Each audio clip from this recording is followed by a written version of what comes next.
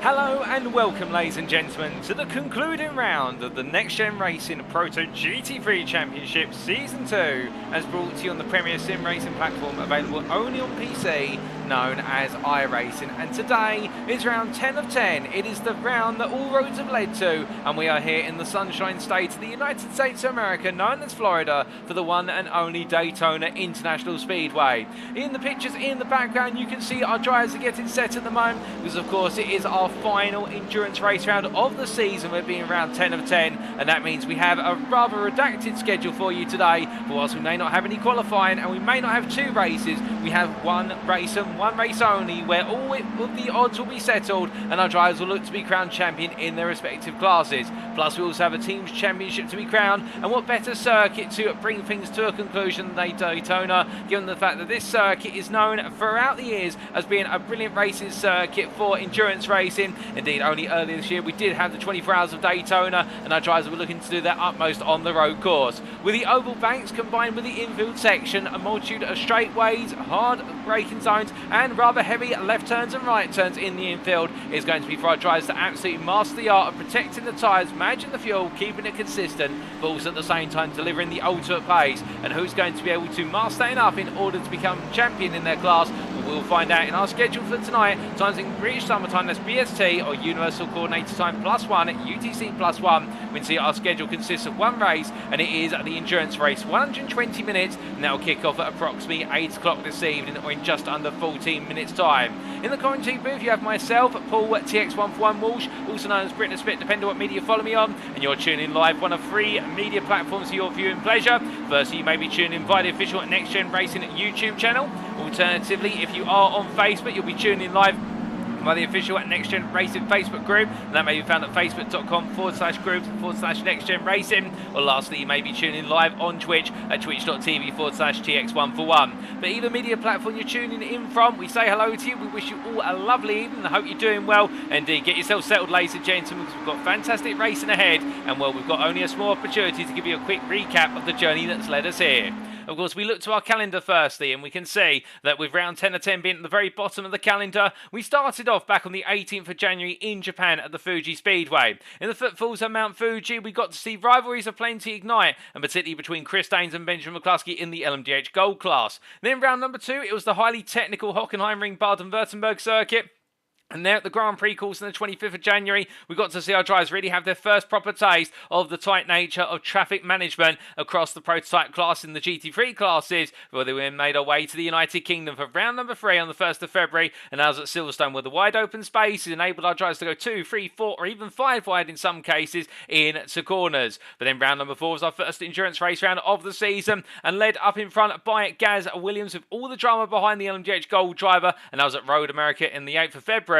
And then round at number 5, we made our way to Belgium for the Spa-Francorchamps circuit, and split across 2 weeks due to technical difficulties. On the 15th through to the 22nd of February, we saw the sprint and feature race rounds commence, and indeed there was drama up and down the field, particularly early on in the feature race, so a major incident going through Eau Rouge and Radion, but still all of our drivers kept their heads down and pressed on. That was the first half of the season complete, and then we made our way into the second half of the season on the 1st of March with the Indianapolis race in round number 6, and there in the United States of America in the state of Indiana, we got to see our drivers there have to try and take control of a rather slippery road surface. Indeed, a couple of drivers really falling foul, and perhaps the most was Sean Scudder in the G3 bronze class, who ended up on his roof unfortunately, but he was okay and was able to get out the car unscathed. Then round at number 7, we went to France for the Le Mans circuit, or the Circuit de la Sarthe, and that was in round number 7 on the 8th of March, and that was the second endurance race round of the season. And then we went over to Italy, neighbouring Italy, for the Monza circuit, the Grand Prix layout on the 15th of March, and that was an absolutely brilliant pair of races there, with everybody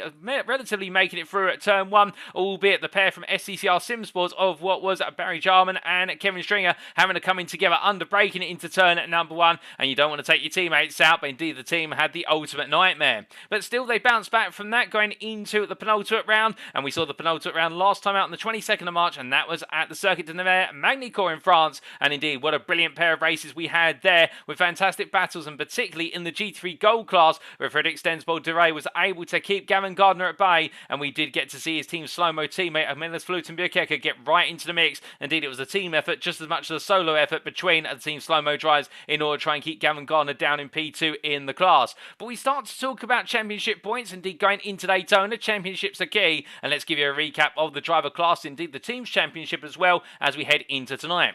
We start off with the LMDH Gold class, the Hypercar Gold class it's also known, and we can see that Gaz Williams still leads the way by 12 points over Benjamin McCluskey. McCluskey has jumped into P2 with a strong run of form last time out, particularly in the feature race where he took the win, plus also all of the bonus points, the fastest lap in qualifying, the pole position, also the sprint race and in the feature race, and with that he now puts himself in the prime contention for the championship win, but he's got to try and overturn the advantage that Gaz Williams has. But let's not count out Jamie Dorey in P3 on 282 points, and with 18 points separating the top three, it's anybody's game should Gaz Williams have a difficult start to his day. Craig Jones in P4 on 254 points, looking to end on a high with Magna Yolland just behind now on 221, and then we have Chris Daines who returns tonight for NXTGEN Racing Pink on 175, just looking to end his championship campaign on a high, with Rafael DeSantis and William Foyle completing the standings. And as we come onto the LMDH Silver class, Will Paul Williams was crowned champion last time out, of course, with the advantage he was able to accrue. It wasn't quite a perfect evening. He picked up both of the wins, but not all the bonus points, but he did enough to make sure he took the crown with a round to spare, and congratulations to the Speed 9 Esports driver, and that is the battle to be runner-up between his two Speed 9 Esports teammates of Mark Baker in P2 and Jochen Siegert in P3, with the gap between them standing at only 9 points. Next, Callum Jenkins ahead of David Harney, with Jason Ashfield and Wayne Douglas completing the standings. And as we come onto the LMP2 class, we can see that Kevin Stringer as well, with his performance last time out, meaning that the championship is firmly in his grasp, and therefore he has been crowned LMP2 champion with a round to spare. Congratulations to the SCCR SimSports driver. So then it comes down to the rivalry for P2, and it's the privateer of Nigel Stock versus NXTGEN Racing Orange's Mark Sykes, and there's only 2 points between them. You could say that Nigel Stock has been the unluckiest man in the class, been involved in the majority of the major championship defining incidents, and of course many of those not his own fault necessarily. And Mark Sykes, meanwhile, nicknamed the One-Arm Bandit in reference to the injury he's still running, and it's going to be a showdown between the unluckiest man in the class and the One-Arm Bandit of the class to see who's going to be able to pull off that second place finish, with both of them very close on pace. And it's Barry Yarman and David Maggioni who complete the standings there. And as we then come on to the GT3 classes, in the GT3 Gold class firstly, Frederick Stensvold leads the way by an advantage of 20 points over Gavin Gardner, and all the team slow-mo driver needs to do today is finish 1 or 2 places behind Gardner. It sounds simple on paper, but anything can happen over 2 hours, you can be certain of that. Meanwhile, Eric Benson in P3, it's a long shot for him to jump into P2, and he cannot take the championship crown, but what he will want to do is keep Russell Fowler from Performance Link Esports at bay, with Fowler only what is 11 points behind, and Magnus Flutenberg only a further 2 points off, and Stefan Vessels a further point off. And keep your eyes on Stefan Vessels, of course, because with his return last time out, he was able to bring home a perfect score and jump his way into P6 for Racing Team Astra. Only Martin Muir in P7 on 196 points, slightly clear over Jochen Ayerson, with the gap between the two being 18 points. And then we have Dean Fairclough and Ryan Walker completing the top 10, with best of the rest there Liam McNeely in P11 ahead of Adam Delman and John Higgins Jr. But as we come on to the GT3 Silver class, it's Ollie Wayne who leads the way by 15 points over Baz Meacham, and while Ollie Wayne are picking up the multitude of points last time out, but not quite all of them, missing out on the win in the sprint race. Meanwhile, Baz Meacham taking the win in the sprint, but not able to bring home the win in the feature, and therefore missing a key opportunity to level up the points completely. But you can be guaranteed that Meacham will have the momentum on his side, and he'll look to try and capitalise on it come the end of tonight. For Wayne, all he needs to do is finish directly behind Meacham, and he'll be guaranteed that championship win. But Meacham will do everything he can to charge through and get clear of Wayne, and make sure that Wayne is nowhere close come the finish line if he's able to outpace him, given the fact the two have been so even on pace. Meanwhile, Ben Bennyworth in P3, he is technically an outsider for the championship crown on 268 points, but I think he's more considering that battle for P2 and trying to take Meacham out of the spot, but you never know what can happen. And Paul Scott as well, only 8 points off there on 260 points, with Stefan Albanese on 203 points there, and really running the rest of the pack into the top 5, with that P5 position nowhere near secure at the moment. The DRS Esports driver will need to keep Jack Barker behind him, who's only a point off, with Espresso Rian on 199 points, a further 3. And then we have a sizable gap to Tom Bingham, with Matthew Addy and Mark Arrowsmith completing the top 10. Aaron Race in P11 ahead of Brandon Hay completes the GT3 Silver class standings. And as we come onto the GT3 Bronze class, we see Jordan Babois, your championship leader, by 40 points, and having picked up a perfect score last time out, or near enough, although he did lose out on the fastest lap which in the feature race, which went to Sean Scooter. What he would be arguing is that this is firmly in his control, and we would agree. And with that 40-point advantage, he would be required to have a retirement here today for Elwin Sykes to potentially take it. But what we can confirm is that Elwin Sykes is not able to make it to this round, so therefore it is instead a 43-point deficit that Ingar Almklov could theoretically overhaul should the results swing drastically in the favour of Almklov. So it's not quite over,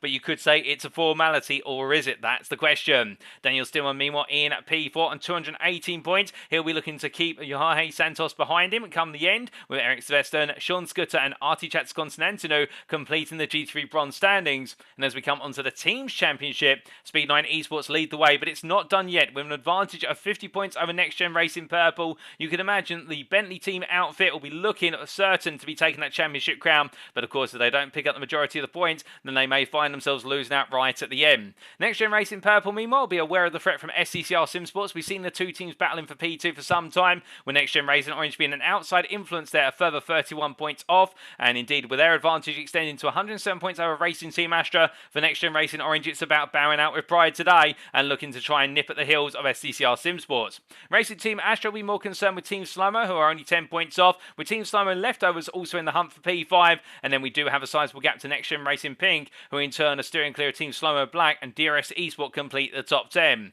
Only 3 points off of the top 10. Performance Link Esports there will be looking to try and jump into the top 10 and move DRS Esports out come the finish. And then Rossum's Universal Robots, Made for Racing and Rocket Racing Stars complete the team's championship standings. But coming from our standings then, what about our venue for today? Where it's none other than the Daytona International Speedway Road Course, located in Daytona Beach of Volusia County in the state of Florida in the United States of America. And as you can see from the circuit map provided us by iRacing.com, thank you to them for their wonderful simulator and circuit maps that go with it. This is a circuit which brings together the best elements of Daytona in terms of its infield layout and also its oval layout. For as our drivers make their way across the start finish line at turn number 1, they'll be fastly approaching, and as they come onto the brakes in its extended trail braking zone there, they'll be coming down from maximum speed all the way down to second or third gear depending on their car and looking to set up their run. Get it right, they'll then head through the quick chicane of turns 2 and 3 before breaking their way into the horseshoe hairpin of turn number 4, and there for the elongated right handle they'll need to get on the throttle on early as they make their way up towards turn number 5 through the kink and charge down to the braking zone for the second hairpin of turn number 6.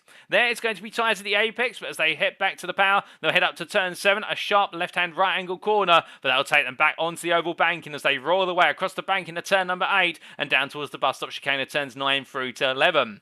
There they'll go left to right left as they come on through, and as they come through turns 9 and 10 in particular, it's all about balancing the car and making sure to keep that rear planted so that way they can get back on the throttle as soon as possible through turn number 11. And as they return onto the final banking at turn number 12, it's a straight line run all the way to the start finish line to do it once again, and slipstream could be a big factor as a result today, as well as overall pace in the infield. As for our rules, to give you a quick reminder of our rules, this is a fixed setup series with setups provided ahead of each round. The only thing our drivers are allowed to manipulate on the car is the brake bias. Driver class wise, the driver classes were finalised as of round 3 and there are no changes to the driver classes, but we do have a newcomer for tonight. In qualifying, well, there is no qualifying session for this round, so let's come on to the rules for the endurance race. The race shall commence via a rolling start in the designated green flag zone, as is the tradition of this series. Drivers have 3 fast repairs available. The grid order shall be a class reverse grid based on the latest championship standings, with a driver who picks up 30 or more instant points receiving a drive-through penalty for their missing demers. Drivers are mandated to make at least 1 pit stop, and drivers must take on fuel and change all 4 tyres at least once at some point in the race. But as we say, there's at least 1 pit stop, but we're expecting, much like at Le Mans and Road America, there's at least going to be 2 in the GT3 class, and if not 3 or 4 in the LMDH and the LMP2 classes. But that's enough rules, regulation, everything in between. I know what you're all here for. You're here for the racing, and as our drivers get set right now, we do look a little bit closer down to the circuit side, and we do see David Maggioni making his way up through turns at 2 and 3 at the moment in the privateer LMP2 Dallara P217 machine. And as he comes into turn number 4, we indeed a lot of eyebrows for Race going into tonight with regards to the LMP machine, for the simple reason, if you're out of loop, iRacing has recently revealed, or it has been revealed coming to iRacing in June, will be LMP3 class machines, which are much like LMP2s, albeit not quite as fast, and therefore we do have another prototype machine that's going to be coming to the simulator later on in 2023. But Maggioni lose that they're coming out to turn at number 6, just having the rear end step out on him. The thing that all of our drivers will be looking forward to tonight is just getting things underway and looking to see how they can take control of their destiny. But as we say hello there to Elwin Sykes in the YouTube chat there, and good evening to you, Elwin. We're definitely missing seeing you out on the circuit today. I think some drivers in the GT3 bronze class, such as Jorge Santos, will of course be missing you, but also be thinking of the opportunity they can take as a result of your absence. I hope you're doing well and is okay. Indeed, Elwin not able to join us at the moment. He is mid-flight at the moment on a personal errand, but we do wish him all the best. But indeed, to all of you tuning in, don't be shy, feel free to say hi in the respective chat. We can see all three of them. Let us know who you're cheering on tonight. Indeed, who you think may be taking that G3 Gold Championship out of the pair of what is pretty extensible Dorey and also Gavin Gardner. And also your thoughts on the LMDH Gold Championship with a rivalry between Gaz Williams and Jamie Dorey and Benjamin McCluskey in between the two of them. But as we can see, with Elwin Sykes cheering on his teammates from Racing Team Astra, with Stefan Vessel's making his way into the pit lane at the moment. And the very definitive livery there, albeit I don't think that livery is going to be perfect now. He's had that moment with the pit lane wall, but still the Racing Team Astra driver, they will know that it'll be repaired for the purposes of going into the race. But as everybody gets set, we also see Paul Williams here, the LMDH Silver class champion in the Speed 9 Esports machine. And well, if you've been wondering how they got the name Speed 9 Esports, it is a reference to Bentley, but we'll tell you a little bit more about that when we go into the race. I had the chance to catch up with Paul Williams in the build-up to tonight, and my guess as to what it stood for or what the reference was wasn't quite correct. It's actually a really clever reference which Paul Williams and the team have made reference to in their team name, but more on that in due course. As we transition to the grid, it's time for us to go racing. So as our drivers make their way to the grid, this is how they line up for the final race of the season. It is Chris Danes on overall pole in the LMDH class pole there in terms of the golds, ahead of Magna Yolland for Team Slow-Mo Black. The Next Gen Racing Pink driver, now he's got it all to do for the front row, and behind him in a direct line will be on P3, the second row of the grid, SCCR Simsports' Craig Jones, with Next Gen Racing Orange's Jamie Dorey alongside. We then have the pair of Benjamin McCluskey for Next Gen Racing Purple and Gaz Williams, his teammate, on the third row, where you can see Siegert pairing up there with Mark Baker, the two LMDH Silver drivers starting on the fourth row, and they're followed up by the championship winner and their teammate of Paul Williams. Williams will start off the fifth row and is joined on the row in P10 there by LMP2 class pole sitter of David Maggioni, the Italian stallion. And then we have on row number 6, Nigel Stott, the privateer, who is joined by Mark Sykes for Next Gen Racing Orange. And as we continue our way down the order, Kevin Stringer for SCCR Simsports is joined by Barry Jarman on the 7th row of the grid, with Jarman having to start from the back of the class due to a penalty picked up in round number 8. Jochen and Stefan Vessels line up on the front row. The GT3 classes for GT3 Gold. The Team Slow-Mo driver taking the fight to Vessels. There's no doubt about it for Racing Team Astra. And then we do have the pair of Magnus Fullerton Bikeka and Russell Fowler, the Team Slow-Mo Leftovers and Performance Link Esports driver, getting familiar with one another. Next Gen Racing Pink's Gavin Gardner joined by Frederick Stensborg Dorey for Team Slow-Mo on the 10th row, with Jonathan Cook joining the GT3 Gold class in this final round, starting from the back as is the rules for Performance Link Esports. Mark Harris Smith and will be followed up then by Jack Barker and Stefan Albanese as the three make up the first three places in the G3 Silver class. And as we continue on down, we do have Ben Bennyworth and Baz Meach on row 13, with Ollie Wayne ahead of the G3 Bronze pole sitter of Sean Scooter. And then we have Jorge Santos and Jordan Baywatt on row 15, as Ingot Almclov on the final row of the grid, starting from the back of the field due to a penalty picked up as of round number 8. But that is the grid, ladies and gentlemen, and we are about to go racing. As we look to the front of the field, the safety car will be shortly peeling away, and when we do get underway, it's 2 hours of racing action here, and Chris Danes will be the one to take us to the green.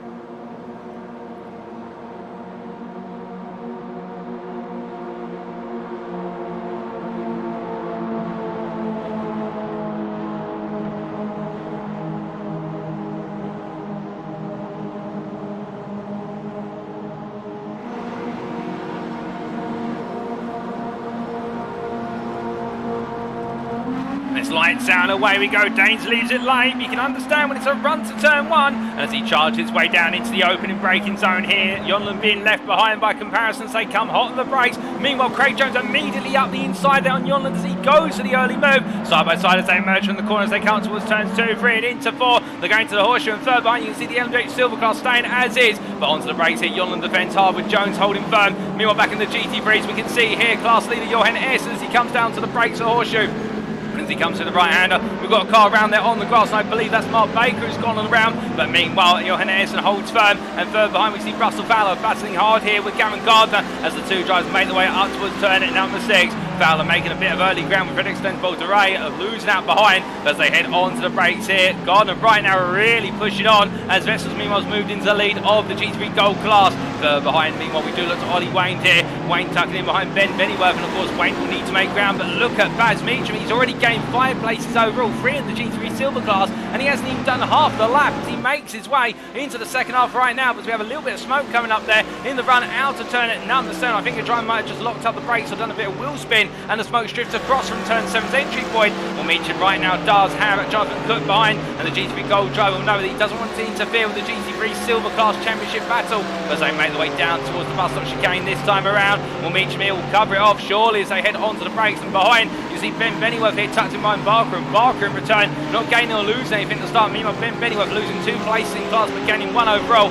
as they make their way up towards turn number 1. Now Bennyworth here running in the Futurama inspired livery for Planet Express, the delivery company that Philip J. Fry works for. As they make their way up towards turn 1, you can see holding high and trying to get the draft of Mark Baker, who's trying to get himself back up to speed. Or can he find it in the run down towards turn number 1? That'll be the challenge here as they make their way on through. Hang on past the absolutely packed grandstand here as we see in the long distance shot. Barker still staying low, Bennyworth looking high, and meanwhile behind them they have Ollie Wayne who's also trying to get into the mix to do a potential three-way fight into turn number 1. Barker just simply takes line. Meanwhile Wayne on the inside, Bennyworth goes deep, he puts 2 wheels beyond the white line, and with the marbles there they pull the car off, and Bennyworth loses out when he could have gained. And as they make the way through turns 2 and 3 right now, he'll be kicking himself for that, but no, there's a long way to go. But meanwhile, as we look from them to the LMP2 class, we can see here Nigel Stott leads the class as he heads into turn number 4. As he makes one out there, change of livery for Nigel Stott, going for the Formula 1 Jaguar inspired livery, a throwback to when Jaguar competed in the series. And as he makes the way into turn number 7, through the left-hander he goes, and meanwhile David Maggioni all over him as they squirm their way onto the power once more and head up towards a turn number 9 through the bus stop. But as we see them make their way on around here, Maggioni staying so close, it's very uncomfortable for Stock, and he'll be hoping that Maggioni will go high and around, and therefore he can defend on the inside as they make their way into turn 9.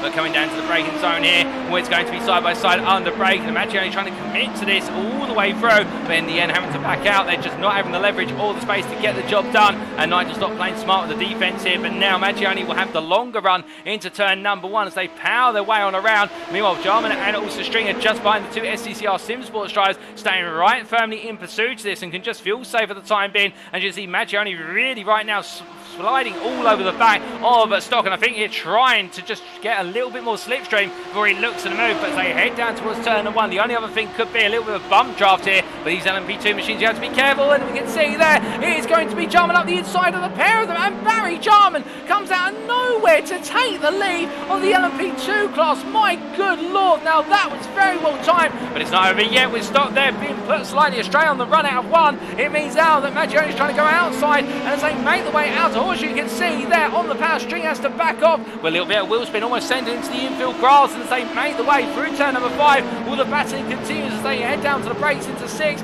and we ride on board here with Kevin Stringer, who looks to try and make the move. Mark Sykes also behind, only 1.6 seconds off, staying with this group as they head up towards turn number 7. But onto the brakes they go here through the left-hander, and as they do, we can see the difference in attitudes here, whereby Stock going a bit deeper through the apex compared to Stringer. Stringer going for a very early apex to try and get all the power in the run onto the bank into turn number 8, but either way they cut it, they stay as they are, albeit Stock a little bit closer to Stringer now compared to Maggioni, and this will cost them a bit of time as they make their way down towards the bus stop chicane once again. Now the slipstream not that powerful until they get within a couple of attempts, really 3 attempts and closing. That's when the slipstream starts to take a significant effect here, given the fact that everybody's in the toe of the next car up as they make the way through turns 10 and 11. Of course, they've got to be careful with the bus stop chicane, cut the curves too much, it will be an off track and they'll be expected to give the time back. But as they power their way on through to the end of this lap, well now Stringer just simply tucking in behind here, and I think conscious of the fact that he's not really going to gain too much more, he may as well start to consider some fuel saving, albeit he's getting closer and closer now. 2 attempts, he's still got about 2/3 of the run to go.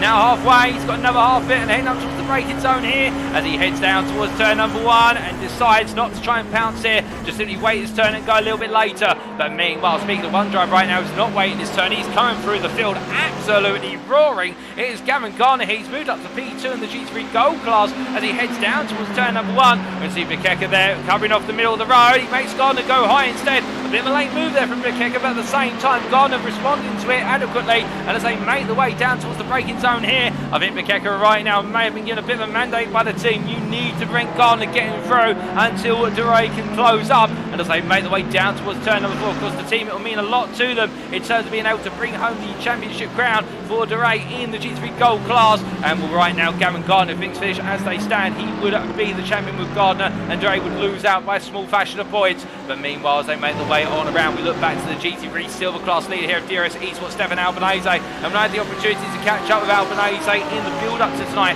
Frustration really is building in the DRS Esports garage with regards to the fact the last couple of rounds have just not been the way that Albanese has wanted them to go, with the number of instances he's been involved in, a number of race-ending instances as well. But at the same time, he's kept his head up high and knowing that he's got the opportunity today to bring on home a great result, and his target is to definitely be on the podium, and really looking forward to this one. The only thing he was worried about was the fact that Mercedes very strong in the acceleration zones around Daytona, but sitting on the run of the banking, and therefore he knows he's got to pounce early. We pounced really early on in this race. Moved up into the lead of the class. He's got a 1.7 second advantage to Jack Barker, and now with Ollie Wayne on the back of Barker currently, it does look as though Albanese are able to make some haste early on. But as they make the way down towards the bus stop chicane here, we can see a question there from Oki in the YouTube chat, which is what happened to Jochen Ersson on lap 2 or 3. We will get a replay of that very shortly for you, Oki. Indeed, we've got to take a look back at some of the events that happened on the opening lap as well, as things start to settle into a rhythm for a brief while. But Barker here looking safe versus Ollie Wayne at the moment as I try to start to make their way onto their full flat. The LMDH is already onto their full flat, but very quickly coming around to the end of it. And right now, Barker under pressure from Wayne as Wayne goes high, looking to use the power of the V8 of the Mercedes versus the V8-10 of the Audi. And Wayne is going to go a long way round. Barker simply holding that low line here on the yellow as they make the way down to the braking zone. And well, Wayne going all in here. Barker gives him the space. Wayne goes round. He's going to get this done, or does he? No, he goes a bit deep. And look at Gaz Meacham here. Meacham attacks as they make the way through 2 and 3 and down towards 4. They go into Horseshoe Hairpin, and Meacham gains the place. And now will Wayne go back in the offensive, or will he realise that he's just given up an opportunity to be ahead? Oh goodness, and Meacham goes round on the power. It's oversteer, and as a result he's on the grass, but he avoids the back of Barker. Meanwhile, Wayne making the move as Barker's gone slowly out of turn of 4, and it's all going wrong. Bennyworth goes on a brown, and I'm not sure if there was contact there between him and Barker as he slides the escape road there, but he comes to a halt. But in a very odd moment of fashion, we now have Ollie Wayne up into P2 in the G3 Silver class, Barker down on P3, Bennyworth to P4, albeit he's taking a little bit of a scenic route with it. And then for what is Baz Meacham all the way down to P6 in the G3 Silver class. You could not have made that up in terms of how it all played down. That's why we say it's not over until that checker flag, because anything can happen here today in the 2-hour enduro. But meanwhile, quick update on the G3 Bronze class. Jordan Baywell currently in P2. Class leader Ingot Almclub up the road by a margin of what is only half a second, if that. If things finish as they are currently, Baywell would be your G3 Bronze champion with Ingot Almclub here in the Team Slower leftovers machine. And right now, just trying to bring home the class win, or at least be on the podium there to end the campaign on a high. And we've seen plenty of highs from Almclub, and he really has been one of the most improved drivers in class over the season. There's no doubt about it. But as we look up to the GT3 Gold class here, for one Team Slower leftovers machine, 2 the other, the 22 of Bukeka. We can see that Gardner going around the outside again, trying to tease out that move. He can't find it at the moment as they make the way into turn number 1. This does give us an opportunity to start to take a look back at what happened on the opening lap. Now as the drivers make the way through turns 2 and 3 here, we keep an eye on Gardner in case he looks to move. With also you can see Russell Fowler close behind. But the first instant we will take a look back is what happened to Mark Baker coming through turn number 4, and here's the replay. So on the open lap as they made the way down, this is the battle for the lead of the LMDH Silver class, and Baker on the inside, him with Speed 9 Esports looking up the inside of Siegert as they headed in. But on the grass then you can see where he's tapped the grass with cold tyres. It's just caused the rear right tyre to lose grip, and the car started to go round as he tried to carry the speed on the rear left tyre. But as we then take a look back to the race start from the GT3 class, we have a look in particular to Jochen Ersson as everybody went green. And as he made his way down to turn number 1, as he built his power up here, you can see it. The Stefan Vessel's having a good run out the starting blocks as well as they headed up towards the opening corner. And breaking the way on down very shortly. Jochen Ersson having a good defense, and watch behind Gardner as well. He came through very quickly to gain places, but Ersson here tucked in behind the LP2s as they made the way on through, so no issue there. Meanwhile, Gardner behind us, we just looked the camera towards Gardner for a brief moment, battling with Russell Fowler into the braking zone. Albanese tucked in behind, and as we come back to Ersson, well, he cleared the incident with Mark Baker. So whatever happened to Ersson happened later on laps 2 or 3, but Gardner meanwhile really gaining time at the start of this race and keeping Fowler behind. But as we return it back to live pictures for a brief moment, ladies and gentlemen, we have got more replays being queued up for you, and we can see here Bukeka under attack. These are the live pictures as Gardner goes to the middle. Meanwhile, Fowler looks high for the Force Esports Mercedes, but he can't make it free wide as they come across the timeline and down into the opening corner. And now Gardner really starting to put the noose on this move in terms of building that pressure up as they make the way through one. And this time he backs out Bukeka knowing it is coming as we ride on board here the rear of the lead Ferrari. And as they break the way into Horseshoe, look at Fowler. He looks at the middle on the inside. Gardner sees him coming, opens the steering wheel, knows that he can't turn in, otherwise there'll be contact. And Fowler sees on the opportunity, and Russell Fowler, with credit to the man, he knows when to seize those opportunities. He has been an opportunistic passer all the way through the season, and once again he's made it count as they head into turn number 6. I think Gardner right now will be thinking, okay, I've just lost one place, but I haven't lost the stiff of the lead, or indeed the scent of it, as they make their way up towards turn number 7. But as they come on through, we do continue to build up those replays in terms of what happened on the opening lap. And one of those major incidents that we did have happen was Sean Scooter being involved in a nasty incident, and this is what happened to the GT3 bronze driver. Indeed, oh goodness me, and into the wall there coming out of turn number 3. Now, was there contact for Sean Scooter? That's the question, because I think he was off circuit at the very start of this race.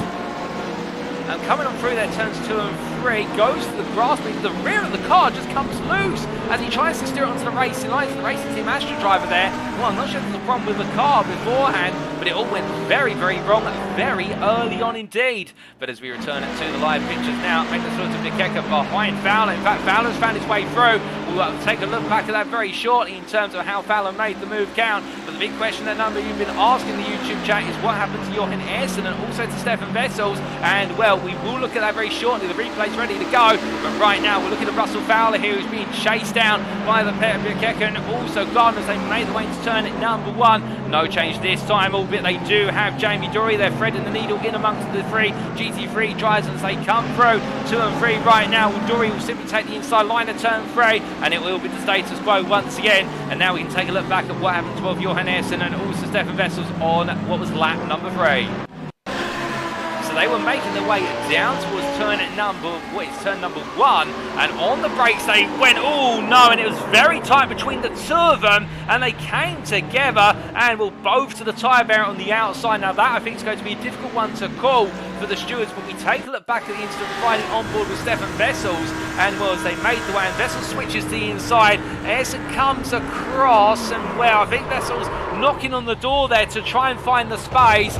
Well, was there space available for him to make the move? He would argue yes. I think Ayrton would argue no. There wasn't the space as Ayrton tried to turn in for quarter apex, but a very tricky one between the 2 drivers, no doubt about it. And as we take a look back from the gearbox perspective here, you can see the switch back, and in the end, what was Vessels on the inside, contact between them, and they both went on around. So that explains what happened to the pair on the start of lap number 3. As we look back to live pictures here, right now, Russell Fowler, your GT3 Gold leader, after Ayrton and Vessels taking themselves out of contention for the lead of the class for the time being. Indeed, they are quite a way back, both recovering gradually at this time. And meanwhile, we have had an incident for Mark Sykes in the LMP2 class, and we have also had, we saw the incident of Maz Beach and Ben Bennyworth, and we will try and dissect what happened there, but Russell Fowler leading the GT3 Gold class. But meanwhile, we talk a lot about the GT3s. What about in the LMDH classes? When the LMDH Gold class, it is Chris Staines right now leading by 6.5 seconds over Magna Jonland as they head down towards turn number 6 once again. Does the Danishman for NXTGEN Racing Pink, and he continues to push on here as he comes down towards the braking zone, and no problem at all, Oki. And also we can see you cheering on slow-mo there, particularly Almkov and Dorey for the win in their respective classes. And also we can see there Nigel Stock saying hello Paul and good luck. Owen Stock of course in the car in the LMP2 class at the moment. He won't be in the chat anymore for the time being. But as our drivers head on through here, Dane's looking comfortable up front, and then looking at a bit of closer action between our LMDH Gold drivers. Here's Craig Jones trying to chase after Gaz Williams. What's very interesting here is how the classes drivers will play this race. Now the reason we say that is we have seen in all of the endurance races so far this season, the LMDH class machines do have a limitation on their fuel tanks, and this lap at Daytona, full throttle for the vast majority of the lap, with the oval banking and also at the straights connected to the corners in the infield. You could say that the lap is approximately 65 to 70% full throttle, and that means that fuel is going to be consumed quite significantly, and therefore I do wonder whether Williams with his 5-second deficit to Dorey, and whether he's trying to do a bit of excessive fuel saving here to reduce the number of pit stops he'll need to take to the end, or give himself a bit more pace later on in the race where he can push the car and take a bit more fuel out of it. Meanwhile, in the LMP2 class, we can see that David Maggioni has retaken the lead of the class quite recently as he heads on down towards the bus stop chicane, just heading past Jorge Santos there, the G3 bronze try, and also now carving his way past Jordan Beauvoir, who is P2 in the G3 bronze class. Meanwhile, Santos by comparison in P4 and effectively a lap down chasing Sean Scooter, but as we see Maggioni heading on through the chicane, looking absolutely planted there and fully committed. Meanwhile, Kevin Stringer, where he heads past Santos, and Nigel Stock is the best part of what is 18 seconds back at the moment behind the SCCR SimSports driver, and Stock with the early instant cost him very dear. But meanwhile, as we look from them to what is the LMDH Silver class, it is Paul Williams who leads the class for Speed 9 Esports ahead of Jochen Siegert by 10 seconds, with Mark Baker a further 10 behind. They have definitely spaced out as this race has gone into what is its 16th minute. But as we look from them back to what is the G3 Gold class here, we can see Gavin Gardner now holding on to the P2 position right behind Russell Fowler.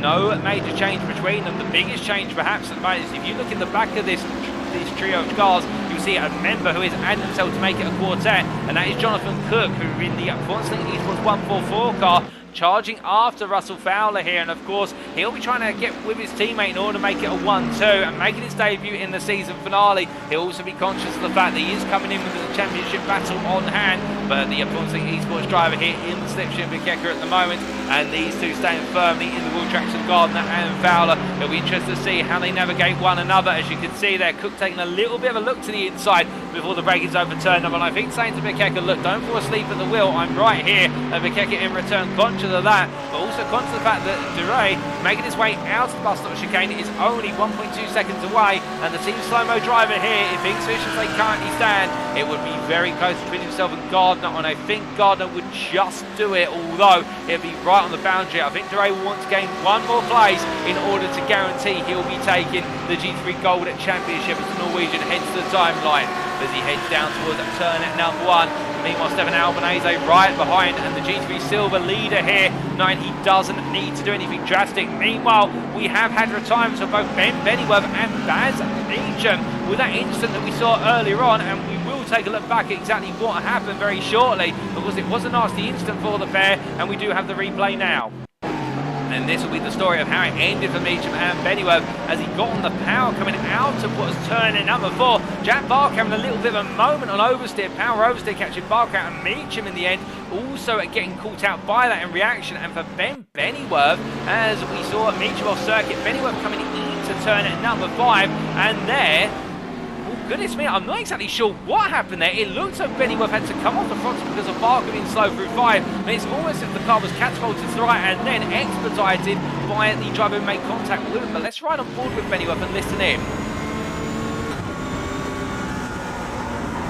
And I think that's the story explained, which was for Bennyworth. He had to lift off the throttle of Barker turning into turn 5, given the relative speed differential of them. And then as he lifted off the throttle, the rear lifted up because, of course, running the Porsche 911 GT3R, the car does lack that downforce component. Well, not that downforce component, but it lacks that comfort component in terms of lift-off oversteer. And Mark Arrowsmith here, just in the scene of incident, he tried to go round the outside of Bennyworth, who started to go to the left, thinking that Bennyworth would go off on the outside of the circuit. But as Bennyworth tried to provide himself with the corrective steer, it ended up with Arrowsmith veering right towards the path of Bennyworth, who in turn had intersected with his path. So a difficult one there for the drivers, but that explains what exactly happened. But a bit of a lift-off oversteer for Bennyworth, had to lift off in response to Jack Barker. In the end, Bennyworth go off circuit with a counter steer, caused him to come into the path of what was Mark Arrowsmith. Meacham with the retirement, of course, that would not be the way he wanted it to end today. And well, upon the return in for Baz Meacham, we will try and find out what exactly wrong with the car was after the incident. In fact, we did have a further incident for Baz Meacham, as we got something going very, very wrong there. But what is, I believe, Dan Maggioni's gone round and he's dropped out the lead of the LMP2 class as he made his way through Horseshoe there. We're looking at live pictures currently, and it's gone wrong for the number 23 driver. I think just a brief moment of power oversteer catching him out as he now makes his way back up towards turn at number 6, and he'll be now trying to put the pressure on Kevin Stringer. Meanwhile, we look up to the LMDH classes here, and Craig Jones now being attacked by Benjamin McCluskey. And the NXTGEN Racing Purple driver trying to go around the outside of the SCCR Sim Sports driver as they head through turn number 1. He hasn't quite got it done. You can see almost done. He got it 90% of the way. They'll be side by side coming down to turn number 4, albeit with a compromised race in line.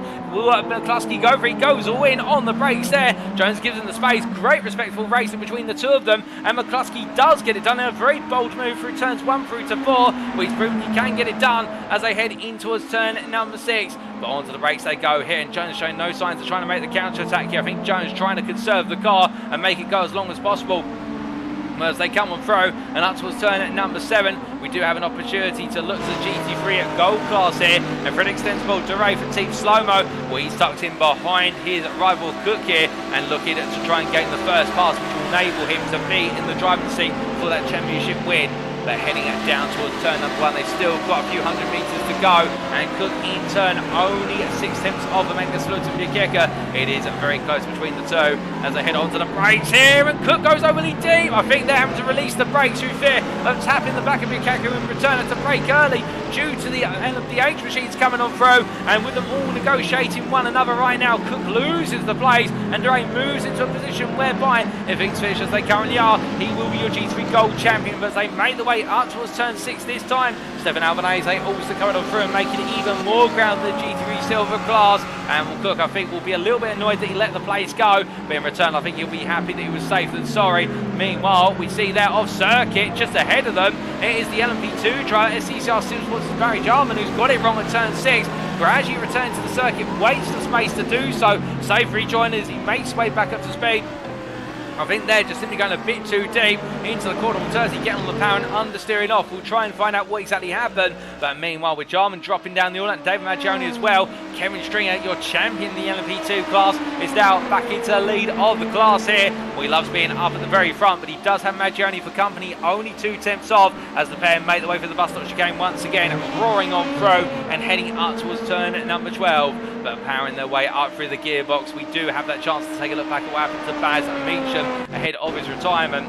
And as he made his way out of turn 6 into 7 here, I get the feeling they may have had to stop the car. In fact, he came through turn 7, the rear let go, and as a result of that, I think with the tyres flat spotted across the board, it is a compromise strategy for Baz Meacham. It was all over. But as we return to the live pictures now, that does mean that Ollie Wayne will be your GT3 Silver champion for this season. Either way it goes now, with Meacham in P2 going in tonight and Wayne your championship leader. So it does look as though the fight out of that championship has gone early. But meanwhile, we do have 3 other championships of the drivers' classes still to be negotiated. And as we see our drivers heading on through, we should point out that at the moment, Ingot Almklov, your G3 bronze leader, has opened up a 9.6 second advantage over what is, that's a 9.1 second advantage we should correct ourselves, over Jordan Baybar, who was involved in an incident on lap number 9. Unfortunately, we haven't got the replay footage of that for you, but what we can confirm is that Almklov right now running a comfortable lead in the class. He has got Sean Scooter immediately behind him, but Scooter's P3 in the G3 bronze class, a lap down, so therefore for Almklov he does not have to worry about that. But as we continue to watch it, Almklov heading into turn number 6, well, right now he's just got to control this and hope the results go his way, because he needs to win in class today in order to have an opportunity to take the G3 bronze crown. But then he needs what is Baybar to have a retirement in order to be able to seal the deal. But Baybar right now running in P2, that's all he needs to do to guarantee that he will be the G3 bronze champion for season 2 of the championship. But as we see Almklov heading on through and towards the bus stop chicane, meanwhile we do look back to your GT3 a gold leader here of Russell Fowler for Sling Esports, and as he heads his way up towards the timeline coming through turn number 12, he has opened up a bit of a gap to Gavin Gardner of 1 second here, and the Mercedes really proving just how strong it is in the acceleration stakes at the top end speed. Gardner behind him, meanwhile staying as close as he can to him with a clear advantage over Dorey of what is 3.5 seconds, but with Tempo Dorey and Futa Bukeka swapping places, it does mean that now Dorey will be your champion unless there is drama late on. Even if Gardner takes the win in class, currently it will go the way of Dorey today, and as they head down towards turn number 4, Garner will know his next target will be Fowler. He will need to take the win and then hope adverse circumstances play out in his favour. But as they make the way out of Horseshoe, already gained, of course, the Ferrari much stronger compared to the Mercedes in the low speed corners. The Mercedes known for being very unstable on power. but it's in second gear as it makes its way out of hairpin style corners. With the amount of power being deployed to the rear wheels, it's very aggressive compared to the front. And just look at how Garner is able to scythe time out of the Mercedes drivers. They make their way through turns 4 and 6. He's cut that gap down to half. It's only half a second now as they make their way onto the banking, but in return, this is when the Mercedes now opens up the legs. It starts to build up the speed. You can see that already. The time is now going upwards up to 6 steps. He's gained a 10th on the exit of turn 7 and through turn 8, and as he heads down towards turn number 9, will go on the right now. I think we'll have to make the choice of just stay in the toe and not try to push it. If he wants to push it, he's got to do it all in the infield section and then try to get within 3/10 on exit of turn 7 to be able to really capitalise on the toe in the run down towards the bus stop chicane. Because with the recent changes to the slipstream for G3 class and also LMP2 class, the toe is felt out to 1.5 seconds still, but it's very remotely affecting. It only becomes pronounced in the G3 class in particular when you're within half a second or less. Really, 3/10 is the ideal situation. But meanwhile, as we look from them to the LMDH Gold drivers who are passing on through, it's mainly Yonda in P2 with Jamie Dorey behind P3, and the Team Slow Black driver here enjoying a strong run currently towards the front of the class with 13-second gap to class leader Chris Danes, who's run away with proceedings. Paul Williams is into the pit lane. The first of our LMDHs to pit. Where's the scheduled stop as we understand it? 27 minutes into this race. And that could be a sign of things to come. But meanwhile, Yonland just keeping his head cool here and keeping Dorey behind him. And in terms of the update on the championship, if things finish as they currently stand, Gaz Williams will be your LMDH Gold champion. It would then be Dorey in P2 with McCluskey in P3. And McCluskey, I think, is the man to watch out for right now because he is at the back of this group with the P2 through to P6 separated by what is only 5 seconds of grand total. You can see all 5 belligerents there in the single camera shot with McCluskey now towards the rear bit, and he's got Jones just behind, and I think they are all playing the chess game here of waiting to see who'll be the one to make the first move into the pit lane, as we hear that Speed9 Esports and Jochen Siegert also into the pit lane now mean that the only LMDH Silver class driver out of the circuit is Mark Baker. But as we look to McCluskey heading on down towards the bus stop chicane here, meanwhile we do look to what is in the GT3 at Silver class, Stefan Albanese, and in a bit of a lonely lead at the moment, 2 seconds clear of Ollie Wayne. But we should point out that Wayne is matched in for lap time. In fact, he's gaining a couple hundredths a lap at the moment. It's minor gains, but given the distance still to go, those gains could be pivotal. As meanwhile, we look back to Jochen who's just released on past Mark Sykes. Mark Sykes had an early instant in this race, and Jochen at gaining ground as he heads down towards the bus stop here. His target, of course, will be to hunt down the top 5 of the G3 Gold class. That top 5 is currently 16 seconds ahead of him, with Stefan Vessels making haste towards it, and we'll have to see how soon Vessels will get there, whether he can call for the disruption as it soldiers on. But meanwhile, as we look here from one G3 Gold class driver to another, Jonathan Cook under pressure from Albanese. Albanese looks low here, and I think Cook's leaving the door open, but Albanese backs off. And I think we are seeing a bit of a change of tone from Albanese today, given the fact he's so far up front in the lead, albeit he's not that far up in front. He just had to give 7/10 to Ollie Wayne. With the fact he backed off there versus Cook, I think the Italian is really trying to play this smart and sensible today and not trying to put himself in any positions where he can be involved in instant, because he has had multiple race wins this season go because of an incident where it's early in the middle or the late portion of the race, and well, whether it's his fault or not, those incidents have been very costly. At one point he was in contention for the G3 Silver Championship. Now he's just looking to finish inside the top 5, but still he can end on a high here. As we can see, Cook goes a little bit deep. Albanese trying to look around the outside here. Cook coming off as Albanese backs off again. You see Nigel stocking the LMP2 captured up to this group as far as extendable Dorey and Magnus Fullerton Bekeka tucking behind. But right now, as they head on through and down towards the bus stop chicane, no change between them. And meanwhile, we look back up to Magna Yonland in the LMDH class as we ride on board the gearbox here of the Team Slow Black driver. What's interesting here is he goes low, and well, interesting to see him going so low. In fact, I think he's into the pit lane there as he makes way down, not into the bus stop chicane. Magna Yolland into the pits from P2 in the MDH Gold class, and Craig Jones also in just behind him. So they're going early. Meanwhile, everybody else going another lap longer as a minimum. And well, could we see the potential undercut take effect for Jones and Yonland? That's going to be a question that we'll find out in approximately what will be half an hour to 45 minutes' time. Meanwhile, as we look from them up to Chris Danes, a lonely Chris Danes distance at the moment out of the circuit. He's got plenty of circuit space to himself, in fact, interestingly, as he heads through turn at number 7 and around onto the bank. And the next drive out the road from him is Paul Williams, your LMDH Silver class leader, who has already taken a pit stop. So that's why we're seeing the two LMDH classes begin to intersect with one another on circuit. But the NXTGEN Racing Pink driver right now knows all his control, and all he needs to do is keep it smart. But meanwhile, one driver who's not kept it smart is Ollie Wayne, as he's come through turn 1. The car's pointed the wrong way. We see a reaction there for David Maggione, your LMP2 class leader, who's able to stop in time, respecting the yellow flags, coming to a halt for Ollie Wayne. And see Kevin String up the inside there of the G3 Silver Championship leader and effective champion today. As the NXTGEN Racing Purple driver comes out of turn number 4. The big question is, what exactly happened to Ollie Wayne? How did it all start? And we have a replay. Making his way down to the braking zone here for turn number 1. Coming in quite hot there on entry behind the number 22. And as he goes deep, he tries to catch the car. You can see the rear just lifting up slightly. And at that low speed, trying to get the power to build for apex. In the end, the Mercedes just let go on the rear end. The oversteer kicked in and Wayne loses now. He hasn't lost any class positions, but he has lost time to Stefan Albanese. And Albanese, I think, will be very grateful given the fact that Albanese had lost a whole second with the way he was having to negotiate the traffic and deal with the G3 Gold class around him. But now the gap has opened up from 1 second to 12, and Wayne will be kicking himself for that one as he presses on. But he's still got an hour and a half or so to go, and therefore it's not over yet. There's no question about it. But meanwhile, the first stints are over for the LMDH Gold and Silver classes, with Baker into the pit lane for LMDH Silver. We've also got Willis Danger, Dorey, McCluskey and Williams in. And as we look to the pit lane here, who's going to be the first ones to be released? In fact, we can see they're heading out of the pit box with Baker.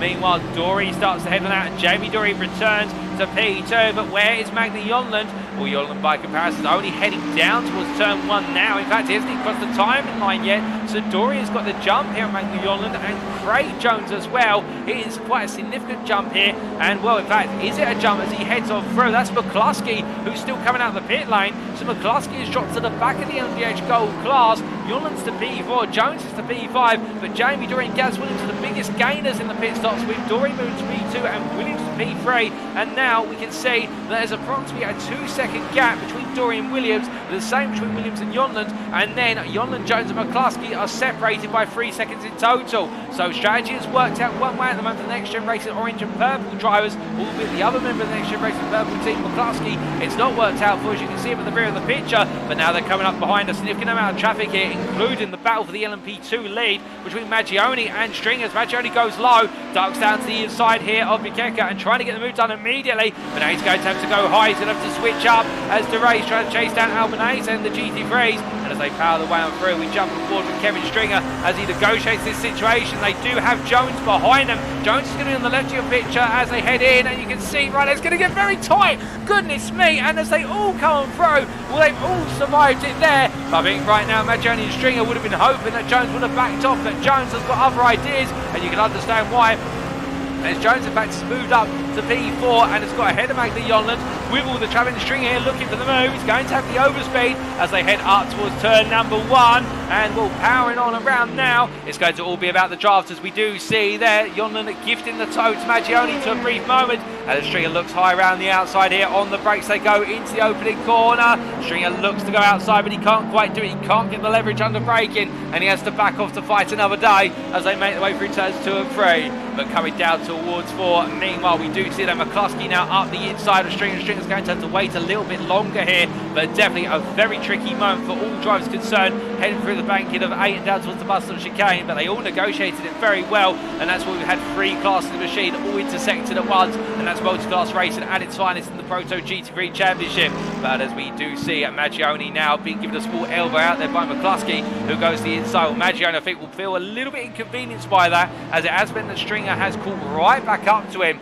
But as they head through turn 7, you see that gap standing at 4.5 tenths on average, not going either way, but Stringer getting the better exit off of turn 7, and now he will start to gain, and this time as he comes down towards the bus stop chicane, he's not got anybody to interfere with his plans, albeit if I was a betting man, I would say that Stringer is going to be waiting until the run out of turn 11. Indeed, once he's completed the chicane, to look for the move once again under braking. But coming on through here, who's going to get the better run, of course. They start to gather up behind a set of GT3s. Maggione's had to back off. Stringer goes high and this is where it's going to be 3 wide for a brief pair of moments, as we see there Gardner simply holding down low. Fowler doing the same. Gardner's gained on Fowler little by little, but Maggioni once again having to drop the car down to the inside as they make the way up towards turn number 1. But Stringer's got his nose ahead this time before the timing line, and as they clear the 35th minute into minute 36 they go. Will Stringer try to go all the way round? Will Maggioni back off? No, he doesn't. Maggioni goes all in the brakes. Both of them they're racing as if it's the final lap of today.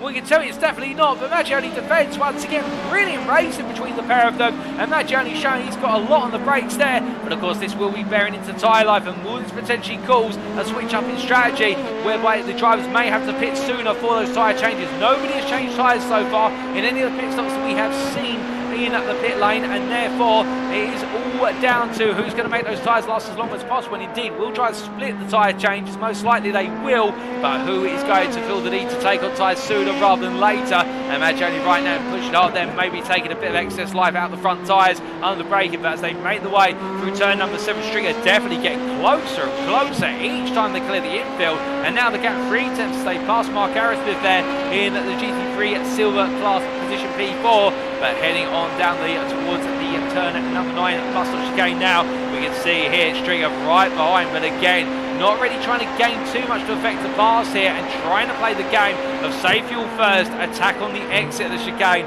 as they come through 9, 10 and into 11 they go. 3 tenths is the gap this time around, and Maggioni once again gets a good run, but Stringer gets a slightly better run aided by the tow as they head up towards the timeline. Powering on through, and Stringer's getting close. He's going to think about it here. Will he switch to the inside? No, he goes to the outside once more. And as they head past the grandstand, well, they've got a clear run all the way to turn number 1. Side by side they go in towards the braking zone. And as they get ready to come down on the brakes here, Maggioni defends hard. Stringer made to go outside again. Looks at the cutback. But once you're on that outside line, given how dirty the road surface is down the outside, with all the marbles gradually being pushed outwards, well, tries to attack that corner lap after lap. It does mean there's a lot less grip available, and it really is a brave move if you try to pull it off. But meanwhile, looking from them, we have to take a quick look to the GT3 Gold class lead, and here's Russell Fowler versus Gavin Gardner as they head through at turn number 4, and heading up towards at turn number 6 in short order. Both drivers here neck and neck in terms of their racing. It does look as though Gardner started to grow into this race compared to Fowler as they head on around, and I wonder here whether Fowler might be just trying to take a little bit of pace out the car to give himself the opportunity to do some fuel saving and some tyre management. He may practically be egging Gardner on to overtake him. You may be wondering at this point, why would you do that in a race such as this? Well, the simple reason is when you're the leader of your class, such as Russell Fowler, you do not have anybody to try and do some fuel saving behind, running in the slipstream of another car to do that fuel saving, because the speed you gain in the slipstream offsets any speed you lose by doing a bit of lift and coasting into the next corner. But the return of this is that Fowler has track position at the moment, so therefore he does technically have a limited advantage. But if Gardner's fuel saving, which we reckon he is, he will have a couple of seconds in the pit lane where he will be likely to gain in terms of that stationary pit stop time. So Fowler here really does need to think about how he positions himself for the next stage of this race. Of course, for our GT3s, they've yet to take any scheduled stops whatsoever, so therefore they have got a long journey ahead of them, and we do reckon the GT3 fuel tank will take us to approximately 45 minutes, and then we will very likely see those first pit stops start to be ushered in. But again, we have sometimes seen our GT3 drivers go longer given how much fuel they may be able to save. But here Gardner and Fowler pushing on. You can see there, Fowler's trying to go a little bit high before heading to 1. I think just trying to briefly break the toe. But meanwhile, the first pit stop's here, and it is Stefan Albanese from DRS Esports. He's coming in earlier here, and I think this may be to give himself some clear track and also to give himself a nice second stint to play with, where the car hasn't been pushed too hard, and DRS Esports drivers have been smart with this race so far. Meanwhile, Ollie Wayne, he'll take the GT3 Silver class lead, albeit he'll know he could have potentially been the fight for the lead if it were not for that mistake at turn number 1 in terms of being fighting right now. He's got a long way to go, and Jack Barker comes through into P2 with Arrowsmith, the 4th and final run up the GT3 Silver class, given the fact we've had the retirements of Ben Benioff and Baz Meacham for early instance. But as Wayne leads the class now onto what for him is lap number 23. Meanwhile, we look back up to the LMDH Gold class here, and we can see it's NXTGEN Racing drivers, albeit in sister teams, and therefore rivals on circuit and friends off the circuit of Gaz Williams and Jamie Dorey running nose to tail currently. And as they come down towards turn number 1, I had the opportunity to briefly catch up with Jamie Dorey in the build-up to tonight, and what he said is, given the fact that he is chasing that championship crown, but he is running in the P3 position, he's got nothing to lose today, and he is going to give it everything within reason in order to try and take a minimum P2, but potentially steal away that championship crown from Gaz Williams. And he doesn't feel pressure is on him, he feels all the pressure is on McCluskey and Williams in terms of their performances for NXTGEN Racing Team Purple in order to deliver the highest possible result here. Whereas Dorey, he's got no pressure on, so he's going to go for broke. But as he heads up towards turn number 7, we jump on board with the number 13 driver. Well, unlucky for some, but a number lucky for him, it could seem. And as they power their way out of turn number 7, you can see there the gap stagnating at 3.5 tenths of a second. I think Dorey just simply trying to do a little bit of fuel saving, also a bit more battery recovery, not trying to take too much out of the car, just letting the car gradually come up to speed here, give himself an opportunity to make the move in the pit lane when they come to that second pit stop, which we expect for the MDH drivers will be in the region of about the 60th through to the 70th minute of this race, and it could be a free stop here for the MDHs. But as they power their way up towards turn number 1 once again, now it's 2 tenths, and Dorey gaining little by little as he heads on through towards the timeline. Williams staying low here, Dorey's thinking about it. And as they get ready to cross the timeline, well, I thought Dorey there might have been trying to look down the inside with Williams putting the car in the middle of the road, but in the end, Williams just simply keeping the car slightly off-centre to the low line, and therefore saying, Dorey, if you want it, you're going to have to go the long way round. But as they power their way up towards turn at number 4, meanwhile, we see here Gavin Garner briefly being passed by Mark Sykes. And interesting in the GT3s, we're having our first pit stops now for the GT3 classes, really coming to effect. Stefan Albanese has retaken the lead of the GT3 Silver class. Gardner has stayed out, as has Magnus Fullerton-Bierkeka. So Team Slomo are splitting their strategies in the GT3 Gold class. Russell Fowler, meanwhile, has returned in P3, and he has got clear track of plenty in front of him, with Cook a further 11 seconds behind. But here's the big one for you, and Jonathan Cook has re-emerged ahead of Fred Extensible Dorey, with Stefan Vessels immediately behind them. And remember, Vessels involved in that instant early on with Jochen that cost the pair very dear, and Vessels was already caught up after one stint to the back of the bottom elements of the top 5 of the GT3 Gold class. The Racing Team Astra driver yet could have an effect on how it plays out between Gardner and Dorey in the final championship standings, given that Dorey right now just does not seem to be on the pace of a good number of his peers around him. We've got a car looking wayward there, and that is Stefan Albanese. Oh no! And it's all starting to go wrong for Stefan Albanese. There's no contact there with Barry Jarman as he comes through the left-hander, and the DRS Esports driver now with that nasty knock to the front of the car after losing the rear come through turn 7. We're not sure if that was unaided or aided, but either way for Albanese, it's gone horribly wrong in the space of one corner. Meanwhile, speaking of things potentially going wrong for another driver, Maggioni's still under pressure from Kevin Stringer, but Stringer backing off there into the bus stop chicane. But whilst we see Maggioni heading back onto the banking of turn at number 12, we do have a replay of what happened to Stefan Albanese. As Albanese made his way out to turn number 6 and down towards 7 here onto the brakes, he went nobody around. I think this may have been an unaided error, and you can see the rear of the car just starts to let go, and meanwhile everybody parting the seas, but as he tried to get the power back on, the rest of the cars coming on through there in close proximity, and contact between him and Jarman, and it's all unfolding terribly for the 45 driver. But as we return it to live pictures now, still plenty of races to go, and do keep an eye on Albanese into the pit lane. That will mean he loses the GT3 Silver class lead, albeit with a fast repair. He's not going to lose as much time as he would if there were no fast repairs available, and therefore he will be coming back out in what will likely be P2 in class, albeit I say that. Here is Jack Barker heading down towards turn number 1. We haven't seen too much of a major racing driver. He will go round to take P2 in the number 6 machine, and as he comes through the left-hander here, well, I think he'll be aware of the fact that Albanese will now be giving it everything he can as Albanese clears the pit limiter line. But the return of this, of course, is for Barker. It'll give him a little bit of a boost, though the race is gradually coming to him, and there's much likely certainty of being on the podium. In fact, there's definite certainty now, as we have had the retirement of Mark Arrowsmith recently from this race from P4, which is unfortunate. We're sorry to hear that, but it does mean our G3 Silver class now, with 3 retirees, only has 3 left racing. It's Wayne in P1, Barker in P2, and Albanese in P3 as the charge goes on for the hunt of the win of the class today. But as they head up to speed, meanwhile, we look back to Gaz Williams here, P2 for LMDH Gold. keeping Dorey still behind, and Dorey right there with him. I think right now playing the long-term strategic game of just saving fuel lap after lap after lap, and really putting the pressure on Williams to have to find a response to it in terms of his strategy. And whilst they make the way through turn number 6, looking towards the end of their current lap, the GT3 Gold class, and Stefan Vessel's here all over the back of Cook as they battle for P3, and with Dorey behind them right now, and Vessel's really putting on the charge. Vessel's looking unstoppable as he looks around the outside into turn 1. Cook's going to defend here, and Vessel's backs it off early under braking and wary of that outside line and looks to the cutback instead. It's a nice return on cutback here as they come through turn 3, but he can't quite get it done. He'll look to the outside into 4, but Cook covers them off in the centre of the road. Vessel switches back. He's got to be careful. It's going to be tight on apex, but Cook sees the switch back. He squeezes in, but not to the utmost point. And as they make the way up through the gearbox here to 6, you can see that both drivers now, with their battling, are pushing themselves backwards towards Frederick Stensford Dorey as they head onto the brakes into the second hairpin. Vessels comes in hot here under braking, and meanwhile Cook's there. Small tap between the two of them, very slight tap by looks of things, if that, a hair's width if they did not tap. And as they make the way up towards the turn at number 7, Vessels here really trying to get a move on, but I think he's just got to be a little bit more patient. It will come. He just needs to find the right time, because now as we jump on board here with the Gold Championship leader, Frederick Stensford Dorey on the offensive,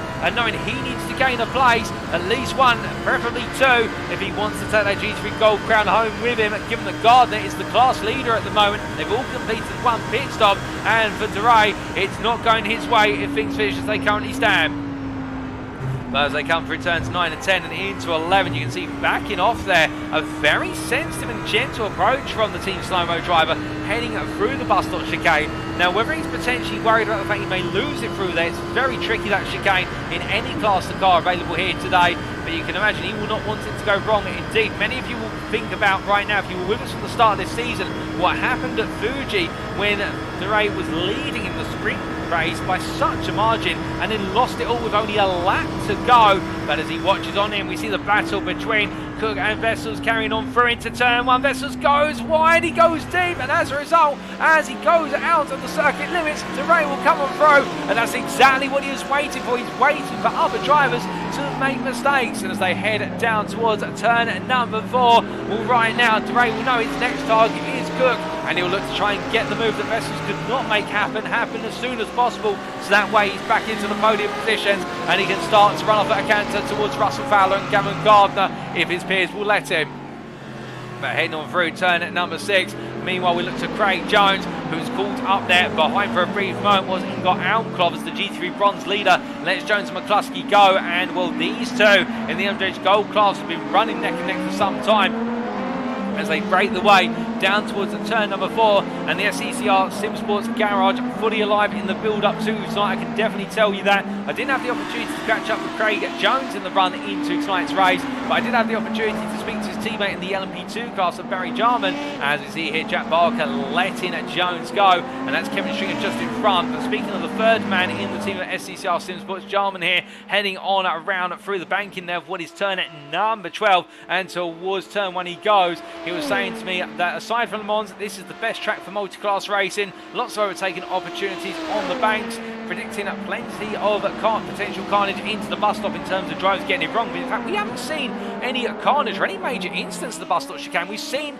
a couple of near-miss moments where we've seen the classes intersecting one another, but no instance so far, and fingers crossed that it doesn't occur at any point at all. We never want to wish instance, but the thing that John was saying to me as well is that you could brake very late into the bus stop chicane, which does mean that dive bombs into the chicane become redundant effectively, particularly in the LMP2 and the LMDH classes versus the GT3s. And also they'll be interested to see how the battle for second place plays out in the LMP2 class between Nigel Stock and Mark Sykes. Well, right now, as Sykes being a lap down on the class, Nigel Stock in P3 will be taking that second place, that runner-up spot in the championship, with high certainty. But of course, we've got a long way to go and anything can still happen. But as we do look from Jarman back to what is Cook and Dorey, we'll no change between them in the battle for GT3 Gold P3. We have Vessels just behind them. Vessels now just waiting and watching as our drivers make the way through at turn number 7. And I wonder here, with that brief moment that Vessels had, whether he's thinking now just backing off for a brief while and trying to get the move done on strategy. But as we see our drivers heading on through, we do see in the YouTube chat there from Mark Harrismith, the GT3 Silver Class driver, with that retirement approximately 15 minutes ago, saying this season has been shocking for me. If I didn't have bad luck, I'd have no luck at all. Maybe it's a sign I shouldn't be racing anymore. Well, I wouldn't say that, Mark. Well, I think the whole field, indeed the paddock, would be upset not to see you take to the tarmac once again. It's just not been your season at circuit. You never know what's in store for a future season, and we look forward to seeing you back on circuit because we know you're a fighter, and indeed it always brings a smile to my face. And indeed, I think most people who do tune, if not all, when we do see you riding out there in the 46 machine. But as we look to Cook right now, keeping Dorey at bay, well, for how long will it be that Mercedes can keep charging on? Because every time he powers down towards turn number 1, he'll be using a lot of fuel with that 6.3 litre V8, and behind him Dorey will be tucked in the toe, have a little opportunity just to sip on the fuel. Cook goes a little bit deep there, he collects the car together, but I think the signs of the chinks in his armour are starting to appear as Dorey swings the outside there, gets Cook to go defensive and sees if he can get Cook to outbrake himself. And you can see Dorey there immediately backing off into the corner. Very smart driving here from the Team Slow-Mo driver, really trying to play those mind games and letting his rivals make the mistakes for him. We talked about moments ago, and as he heads up towards turn number 6, we say hello in the Facebook chat to Katie Eames. They're doing very well, thank you, Katie. Hope you're doing well as well. Good to have you tuning in, and we can see Dorey continuing just to stay close, well with arm's reach, trying to bounce. As meanwhile, Ollie Wayne chasing after Jochen, who's just found his way past Ollie Wayne for what is on circuit P21 overall, all classes considered, but no change in class with the G3 Silver leader comfortably ahead. And Stefan Albanese has had to come into the pit lane after a further incident from what we gather, and well, we have a replay coming up. Albanese into the bus stop chicane, and well, I think the commentator's curse is going to strike us here, and we'll explain why shortly. Albanese coming out, and the car just letting go on the rear and into the wall for the 45 driver, and that is a race-ending incident. There's no question about it. As we take a look back from on board here, you'll get to see through the left into right of 910. As he got on the power for 11 here, bounced on the curb, the rear kicked out, the rear of the Audi very sensitive to direction change, knocked to the wall there, and they've had to retire the car due to the damage accrued from that incident. That is very unfortunate for Albanese, but it does mean out of 6 starters in the G3 Silver class, there's now only 2, and it is effective championship winner of Ollie Wayne ahead of Jack Barker by 21 seconds, and it really has been in the G3 Silver class a race of survival with only 2 still going, and we've still got an hour and 8 minutes plus the final lap to go. But as they make their way down towards turn at number 1, meanwhile, we can see in the LMDH Gold class, everybody who started is still in it to win it. And we can see Gaz Williams in particular keeping Dorey behind. 3/10 is the gap as they break the way into turn number 6. But the problem here for Dorey is now he has an unexpected conundrum in the form of SCCR Simsports' Craig Jones, and Jones here really has been an element today in terms of playing into these battles. We've not normally seen Jones up there in terms of pace compared to likes of Williams and Dorey, but here with the strategy and the fact this race really does require you to balance the fuel consumption versus how many places you push on for, Jones is finding a strong balance and he's staying in the double draft, and Jones yet could be a player in this game of who is going to be your LMDH Gold champion. Of course, Jones cannot beat due to the points, but with Dorey trying to beat Williams and also McCluskey behind by 3.7 seconds, Jones, if he's able to pass Dorey, he'll effectively take things out of Dorey's hands for him and help Williams take that championship. Williams, of course, the championship leader going into tonight, but now Dorey looking to pounce here as they make the way towards turn number 1, and well, Williams goes low as he comes down past Gavin Gardner, but making the way up towards turn at number 1. They do not defect the way into the pit lane. We're not expecting any pit stops for the MDHs for at least another 10 to 15 minutes, but into the opening corner, the battle for P2 starts to reach boiling point as they all come off the brakes, roll the way on through in quick sequence. Absolute masterclass driving from the trio, and we jump on board here with Craig Jones as he's at the back of this triplet of drivers looking to make the moves. Now coming through the right hand here and heading up towards turn number 6, but first through the kink of 5. Of course, the change for each of the drivers is how they negotiate the traffic, as they have just found their way past the G3 Gold leaders, indeed the G3 leaders as a whole, and they'll be coming up very shortly behind what is the P3 car in the MDH Silver class, Mark Baker. There is going to be effectively a lap down, and with Baker having to make 2 pit stops due to an issue with the first pit stop, but they've had to do some work on the car. But as he makes his way through turn number 7, Jones here will know the traffic is going to be a way away for us. I think for the next 3 to 4 laps, he'll be just thinking about consolidating his position behind Dorey and Williams and looking to try and push more towards strategy. When they come to the traffic again in that period of time, then he'll be thinking about how can he potentially pounce if we haven't gone into that second window of pit stops. The head down to the bus stop chicane again, can just simply take his time, roll the car through and not do too much of it to keep it pointed straight and narrow. But heading back up through the gearbox. Meanwhile, we look to Kevin Stringer, who in P4 in the LMP2 class right now, following after Nigel Stock. And of course, these two no strangers are battling one another as they make their way past the billboards there in the run to the timing line. And Stringer tucked in behind, in fact, running down towards the bus stop chicane, we should correct ourselves. And as they head out and now up towards the timing line they go.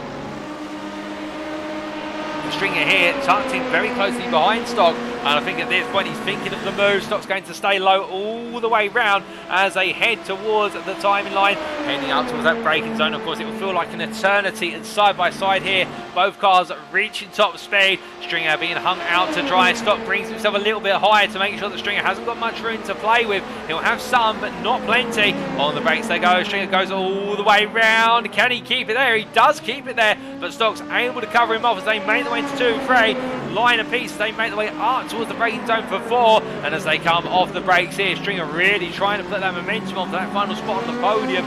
Stock, meanwhile, having the fight here with his championship rival. It's not to be for the championship crown, unfortunately, with the way the results have gone against Stock over the course of this season, but he will still be looking to take this fight all the way to the end, and Stringer will definitely understand, given the fact that these two are friends off circuit, but very dear rivals on circuit, and Nigel Stock would love to have an opportunity to say in the season finale that he was able to beat the LMP2 champion.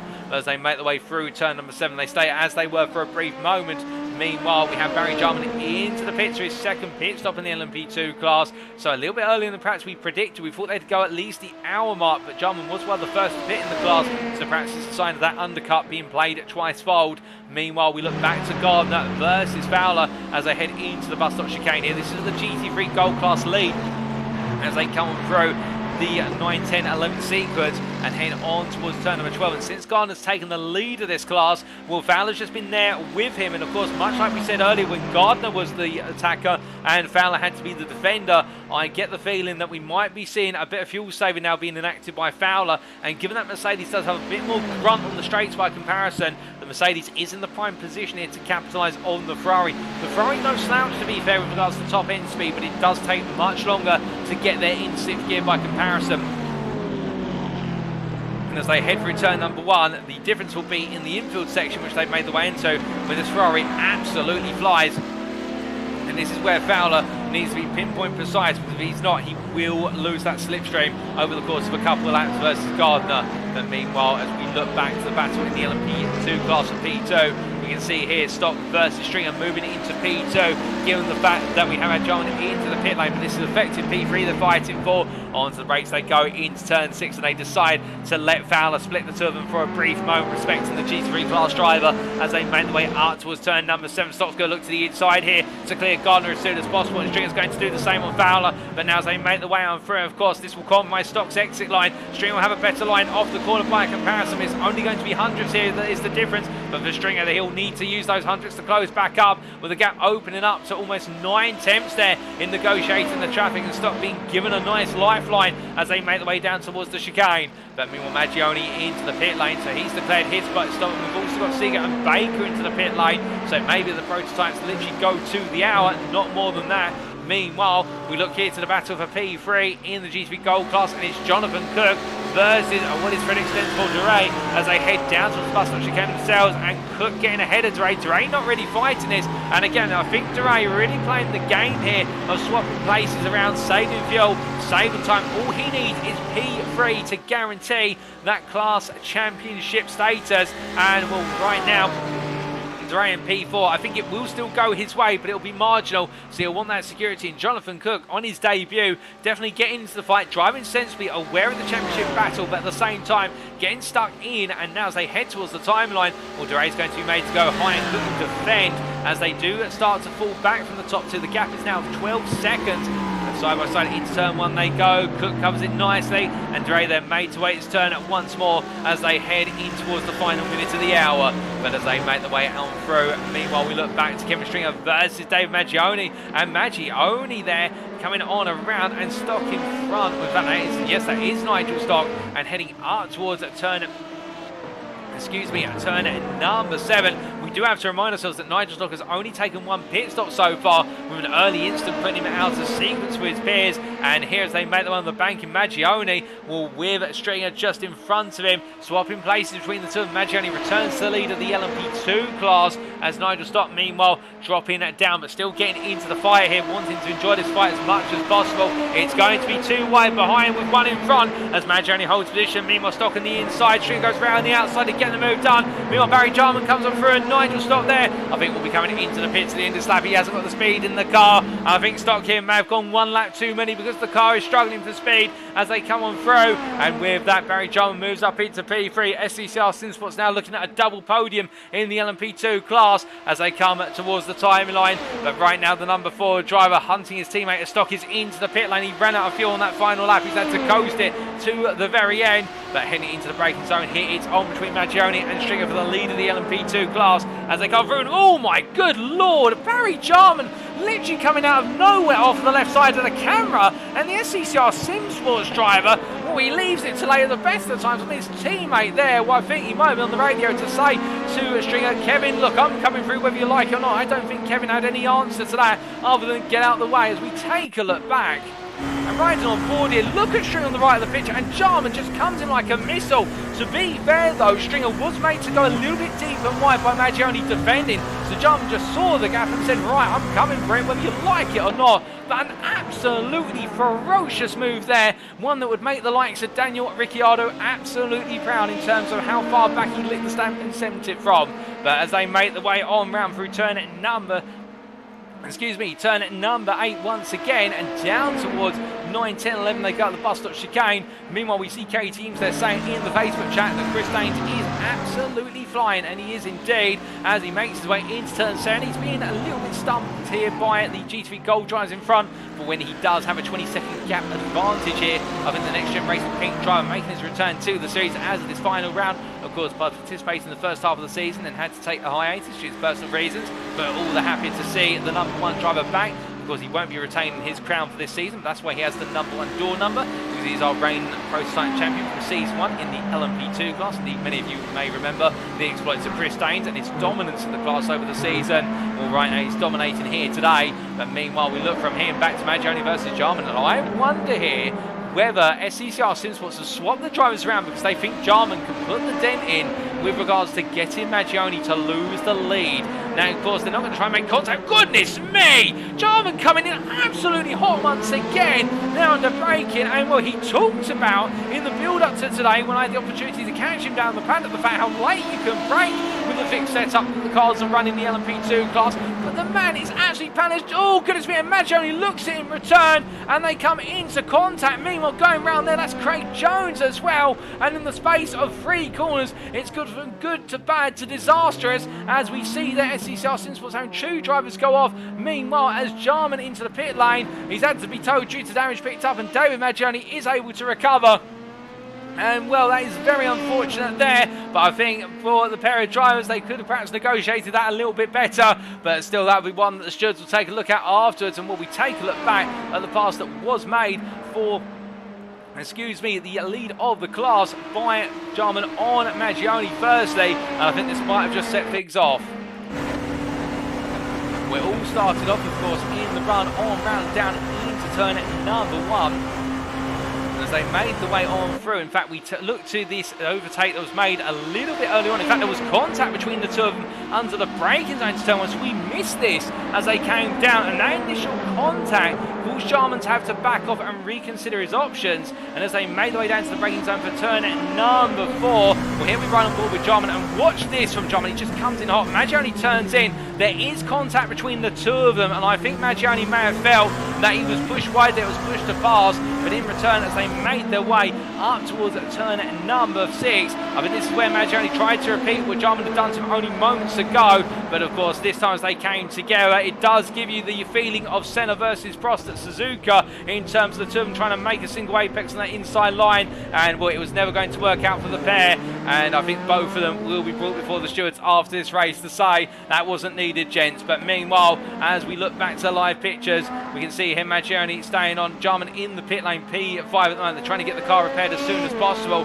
And elsewhere on circuit, Williams is into the pits with Dorey just behind. Danes, of course, having already taken his second pit stop, will retake the class lead as he is right now just making his way past the pit entry. That's how far ahead Danes is in relative terms. So he'll retake the lead, there's no question about it. McCluskey, Jones and Jochen have all been into the pit lane as well already. So it's Williams versus Dorey here in terms of the pit stop times. As we see them both parked up at this moment, well, who's going to be the first one to leave their pit box? If we had to place bets, it would be Dorey, given how long he spent behind Williams. As we wait his station, we see more cars coming on through. We are keeping an eye on the rear of the picture with regards to McCluskey, as in fact both Dorey and Williams leave their pit stops exactly the same time. Identical pit stop times between the two of them.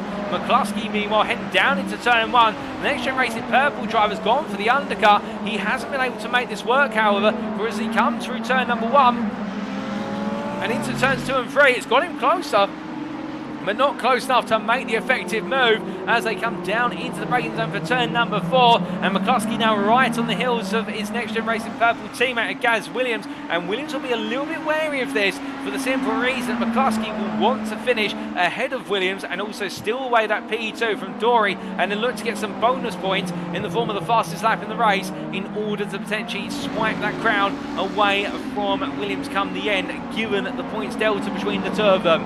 But as they come down into turn number 7, I reckon we have got one more pit stop on the card to the LMDH drivers here, and it'll be that pit stop that I think will be the defining moment in terms of who will be the leader into the final 25 to 30 minutes. But as we look from them back to the GT3 Gold class, we can see here Frederick Stensport Dorey still at P4, still tucked in behind Cookers. Meanwhile, Vessels has fallen back to a degree, but Stefan Vessels has been oscillating his lap times over the last 5 to 6 laps, and I wonder if for the racing team Astra driver whether he is perhaps playing a little bit of a game of just simply protecting the car, because as we do look to the lap times on the screen here, what you can see in comparison with Dorey is that on laps 33 and 34 and 37, Dorey has been the slower driver, but then there's been a couple of laps where Vessels by comparison has lost significant time, and also we have traffic, that's a factor as well when the prototype classes has come on through. But I think Vessels here just managing this race gradually, and I think trying to set himself up for the final stint where he's in attacking distance right now,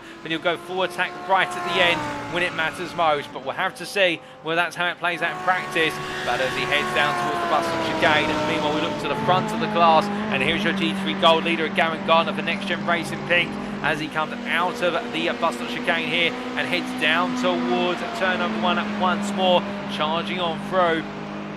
And for the number 11 driver, he's doing everything right at the moment. All he needs to do is bring home the win and aim to pick up the fastest lap, and he may, as a result of that, be the championship winner. But we'll have to see. That will be announced after the race if it is the case. But as he heads down towards the left-hander here, well, Russell Fowler still behind. 1.2 seconds is the gap between them, as meanwhile Jonathan Cook then heads on, and well, Cook and Fowler here, definitely a strong pair for Slate Means was around P2 and P3, as Cook sets the personal best race of 44.059. He is trying to move back up to that lead battle.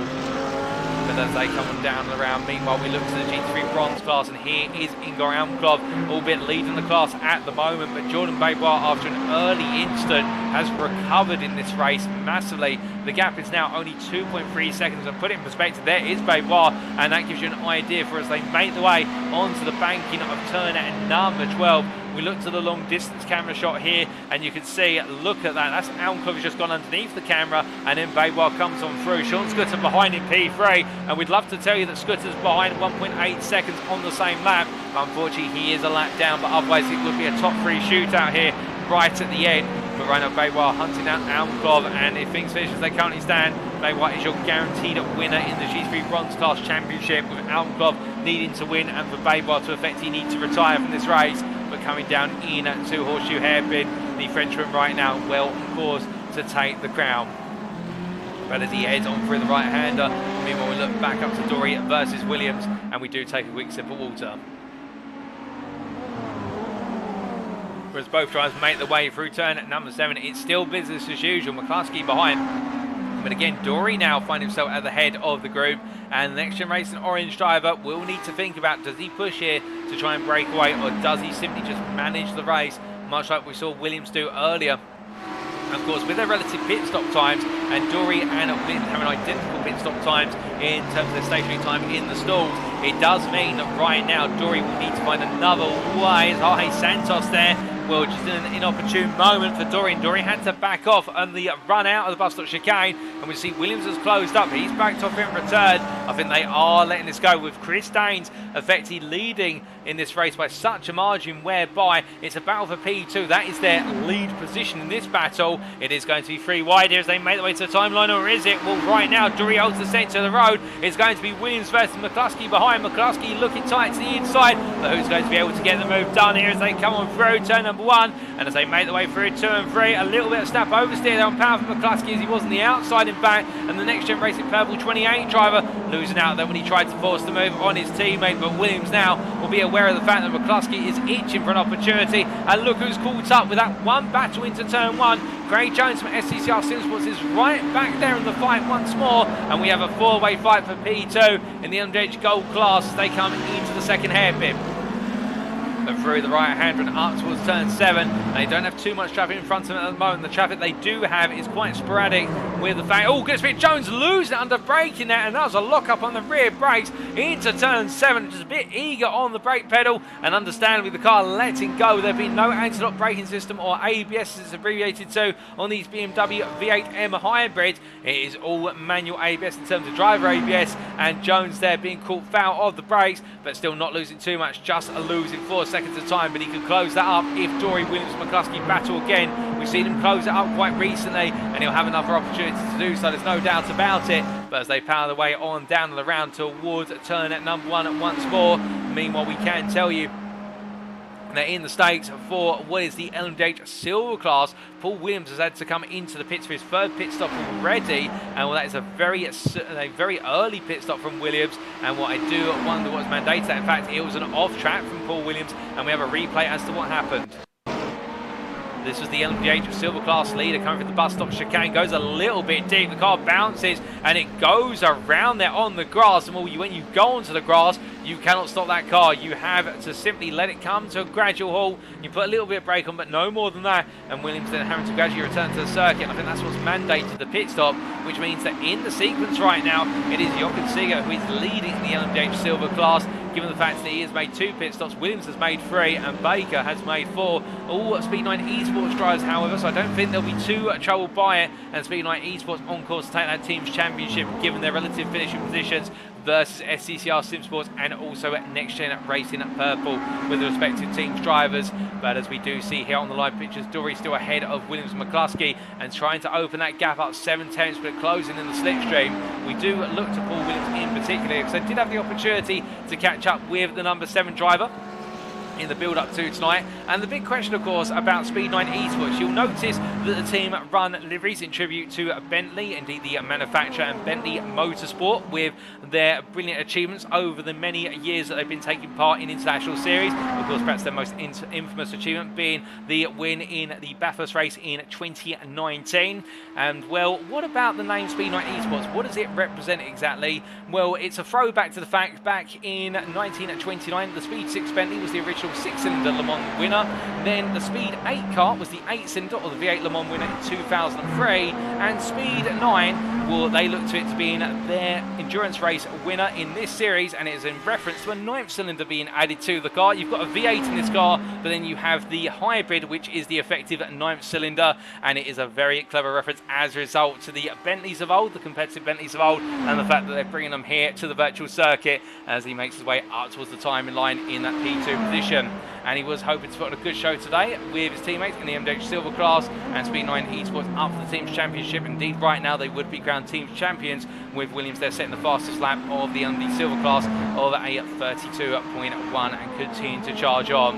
But as we do look from him to what is the GT3 Gold class here, Gavin Gardner now 2.8 seconds clear of his rival of Russell Fowler. He has made the break over the last couple of laps, although I get the feeling that Fowler may have had just a slight error, plus also some traffic creeping, as we see there Fowler a little bit further back. And then you do have what is a 10-second gap to Cook by comparison. And as they come through the bus stop chicane, what about the fastest lap, I hear you ask? Well, the fastest lap in the GT3 Gold class at the moment is owned by none other than Stefan Vettel. So if things finish as they currently stand, I believe that Fredrik Stensvold-Dorey would be your championship leader. I think Gardner and Dorey would be equal on points, but Dorey would take it based on results in terms of wins and podiums.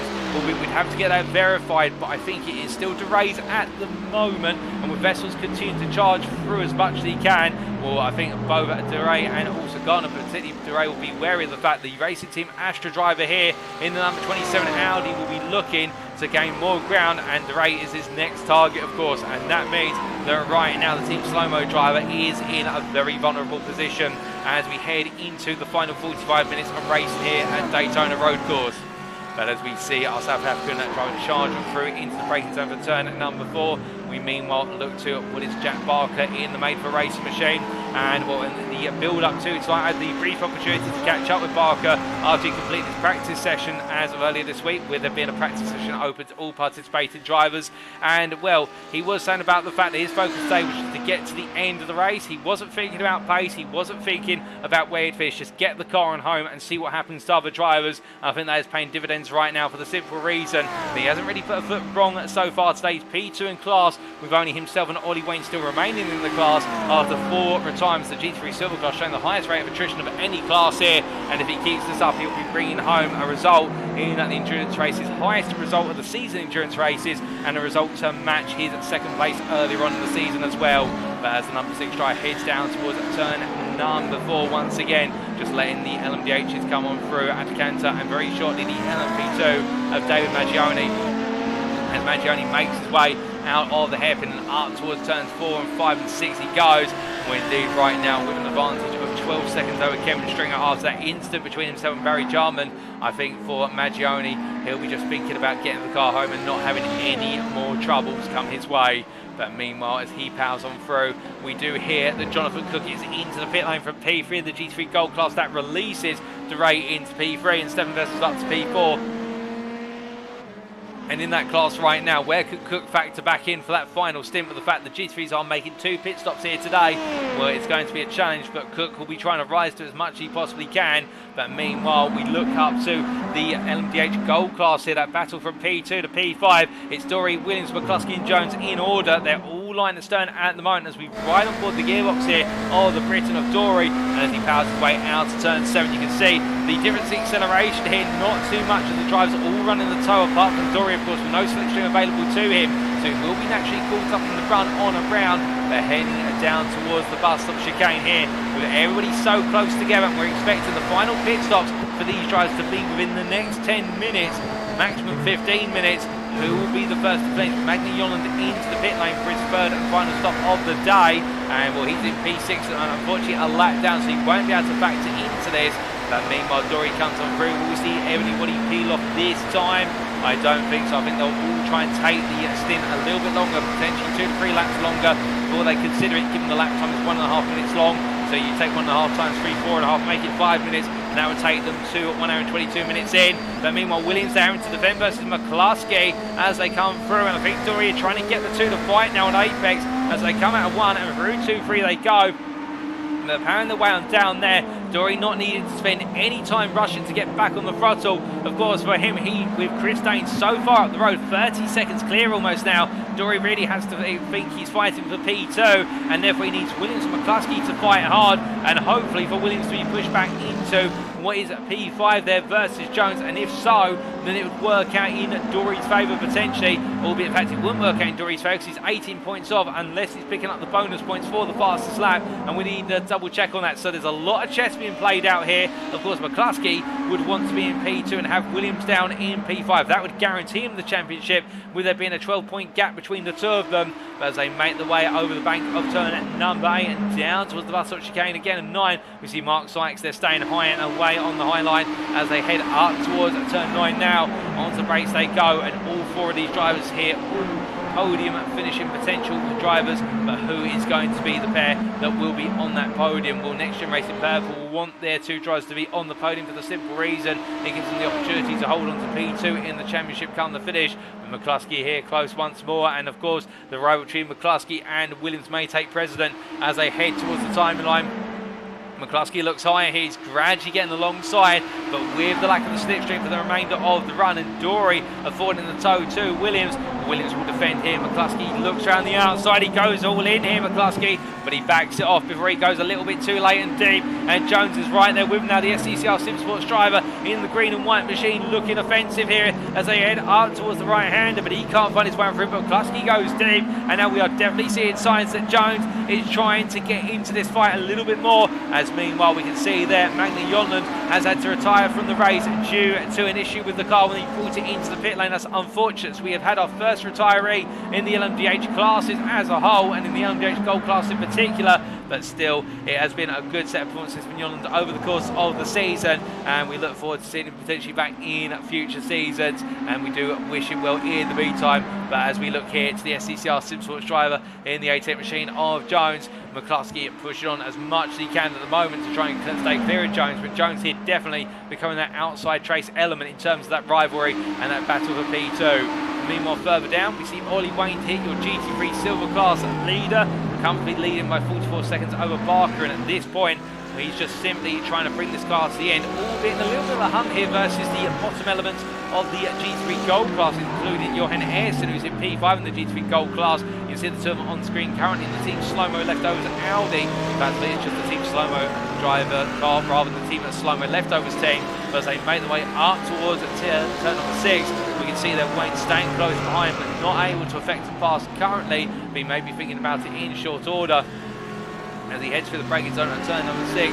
Meanwhile, in the GT3 Bronze class, we've got Almclot and Scooter into the pit lane. Meanwhile, Jordan Baybois stays out in the lead of the class as he heads into turn number 4, and we're going along here as he makes his way on around yet to take his second stop. Barker into the pit lane from P2 in the silver class of the GT3. So the GT3s are now signalling those final pit stops of the day, and Baybois here having the battle for P2 in the LMDH Gold class go on his inside into turn number 6. He won't want to be any part of this, he'll just try and steer clear, but he's got to make an apex at some point there at turn number 6, and we can see Jones respecting that and now going around the outside to inside into turn number 7 as they make their way through and back onto the oval banking. But with Baybois in a very comfortable position at this point, Almclot just leaving the pit lane in the pit exit currently, and I wonder if these two may be close together when we see Baybois emerge from the pit lane. We'll have to wait and find out. They were quite close when Almclot pitted, but of course circumstances can change. And as he makes his way out right now, he'll know that this outlap and the next couple of laps will effectively qualifying laps if he wants to be in the hunt for the class win here. Albeit with the number of drivers on the lead lap at the moment, Almclot cannot take the G3 Bronze Championship. It will effectively go to Baybois as things stand, but he'll also be thinking he just wants to end on a high and try to take one last win, because everybody of course wants to end the season on a high, and even if that high is just taking a win, it's a huge high in itself. But as we look from here, our second place G3 Bronze driver to what is Russell Fowler in second place in the GT3 Gold class. He heads out to the pit lane, and Fred Extensible Dre is still behind, and that gap in fact now has come down a little bit as the Team Slow-Mo driver makes his way on through, gaining the whole second in the pit lane, it would say, in terms of stationary time, with Stefan Vessels by comparison losing half a second in the stationary stakes.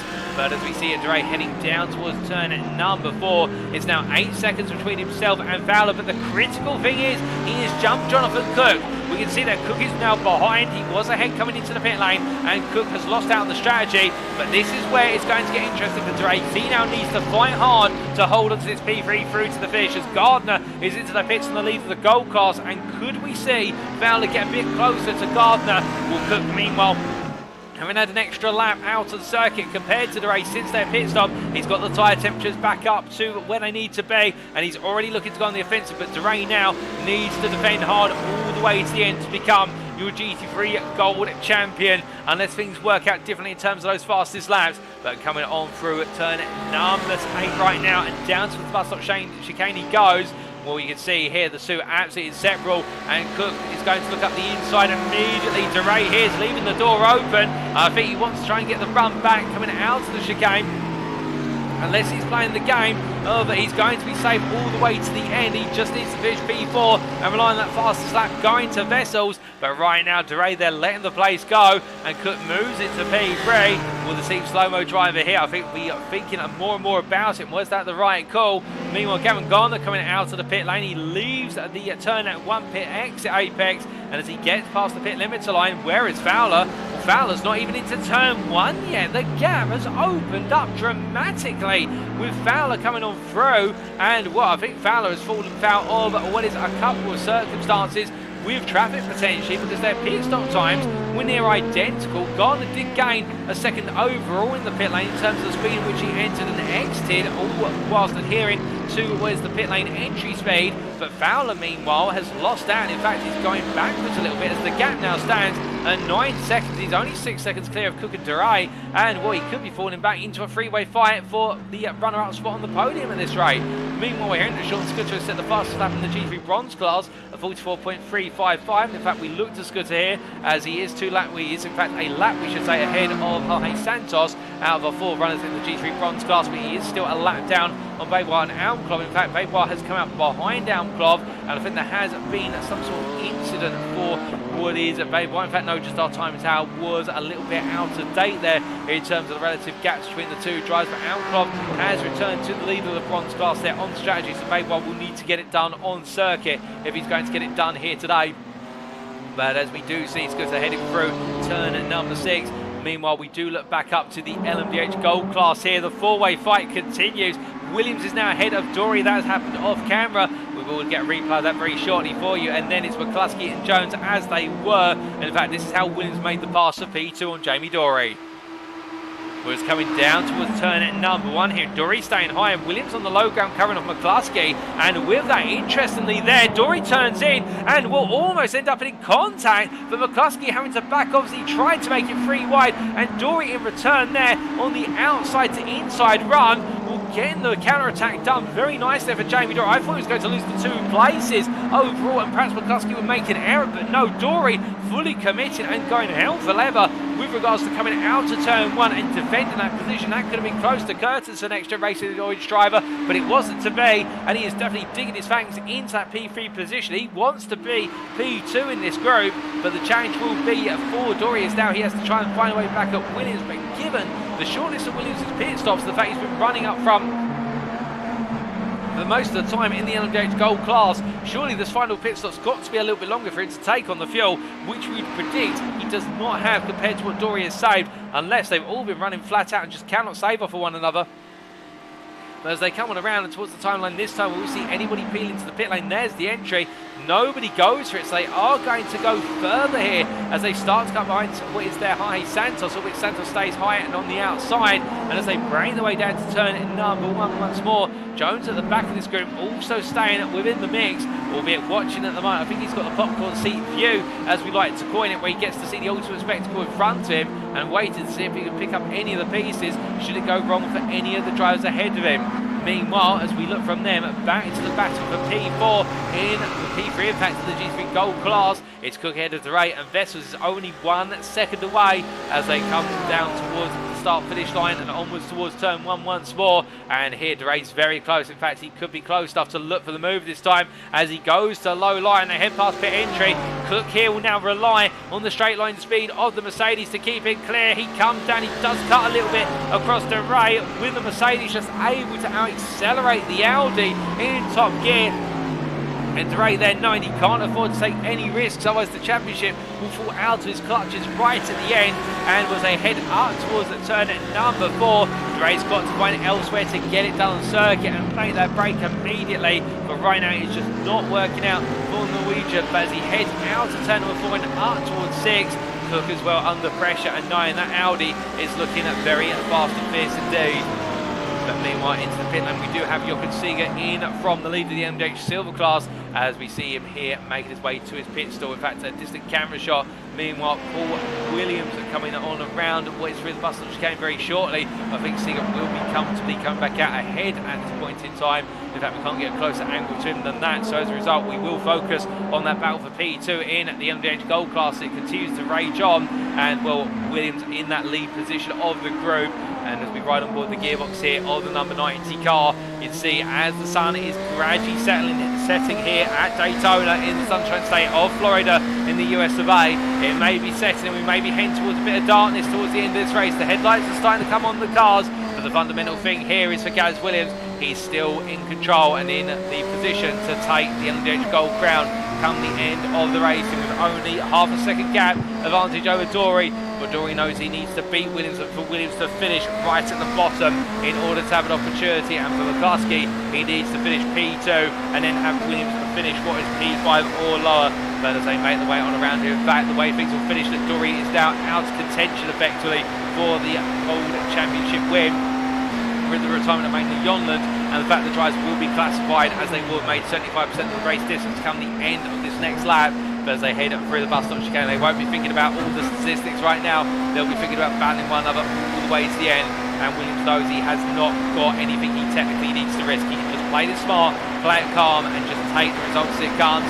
But Dorey here getting closer and closer as they head up to top gear, and will now make their way up towards turn number 1 as they do clear the LMP2s. And you can see that Dorey stays so close, which is not able to find that final 10%, or does he, as he looks around the outside here under braking into turn number 1. He gets Williams to go a little bit deep there as Williams covers off the centre of the road, but Dorey still behind as they come through 2 and 3 and up towards 4. Nothing changes there as they break the way in towards the horseshoe hairpin, but Dorey continues to try and tease out a move and trying to get Williams to just outbrake himself for one moment, and that could be all the difference.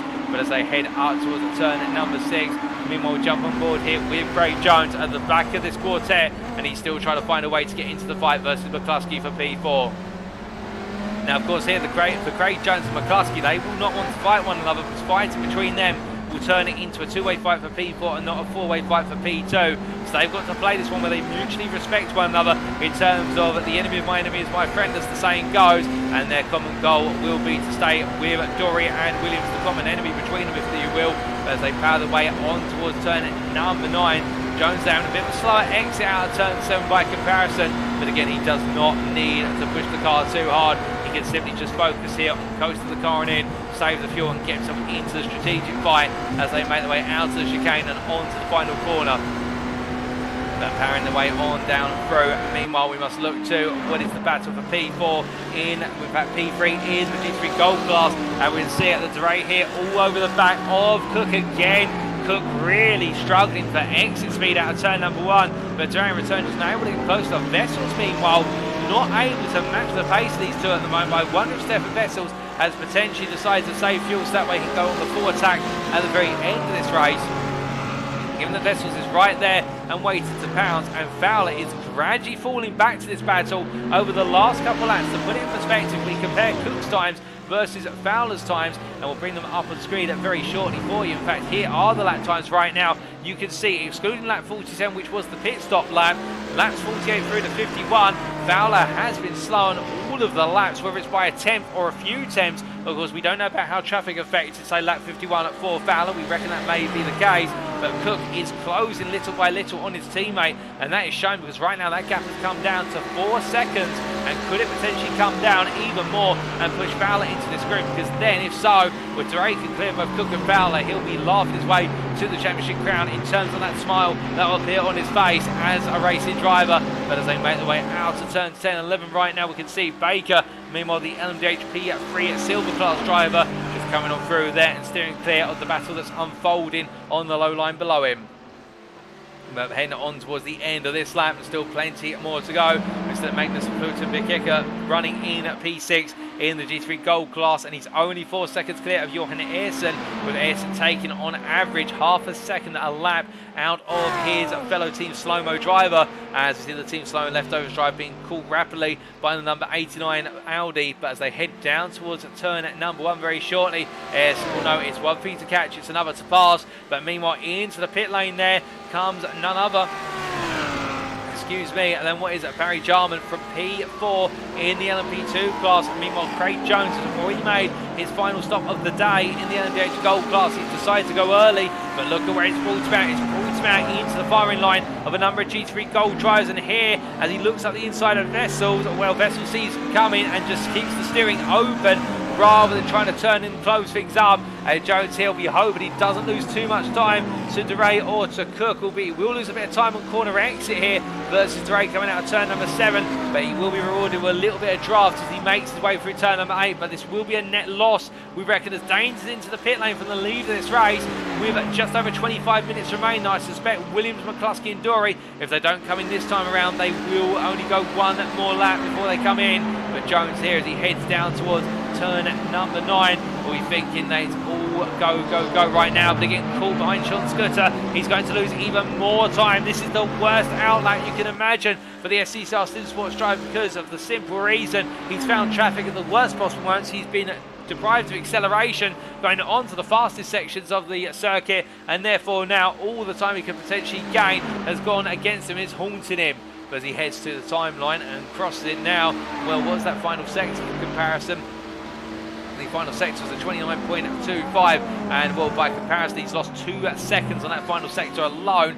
Meanwhile, we do look to Willis Danes coming out of the pit lane, and you can see here the race leader in the LMDH Gold class, and overall he will drop towards effectively P3 on circuit, but we expect he will retake the lead when we head on to the final stint for everybody, with Williams and Dorey yet to pit ahead of him. And speaking of Williams, here he is, and Danes has come out relatively close behind, only 4.8 seconds off, and that is the advantage that Danes has just built up over the race. He's disappeared off into the distance and never said goodbye about it, as meanwhile, as coming through turn 6, we can see here Williams having a much less compromised run compared to Dorey, with Dorey there having to negotiate Russell Fowler on his outside through the turn 6 apex, but heading through 7 on towards 8.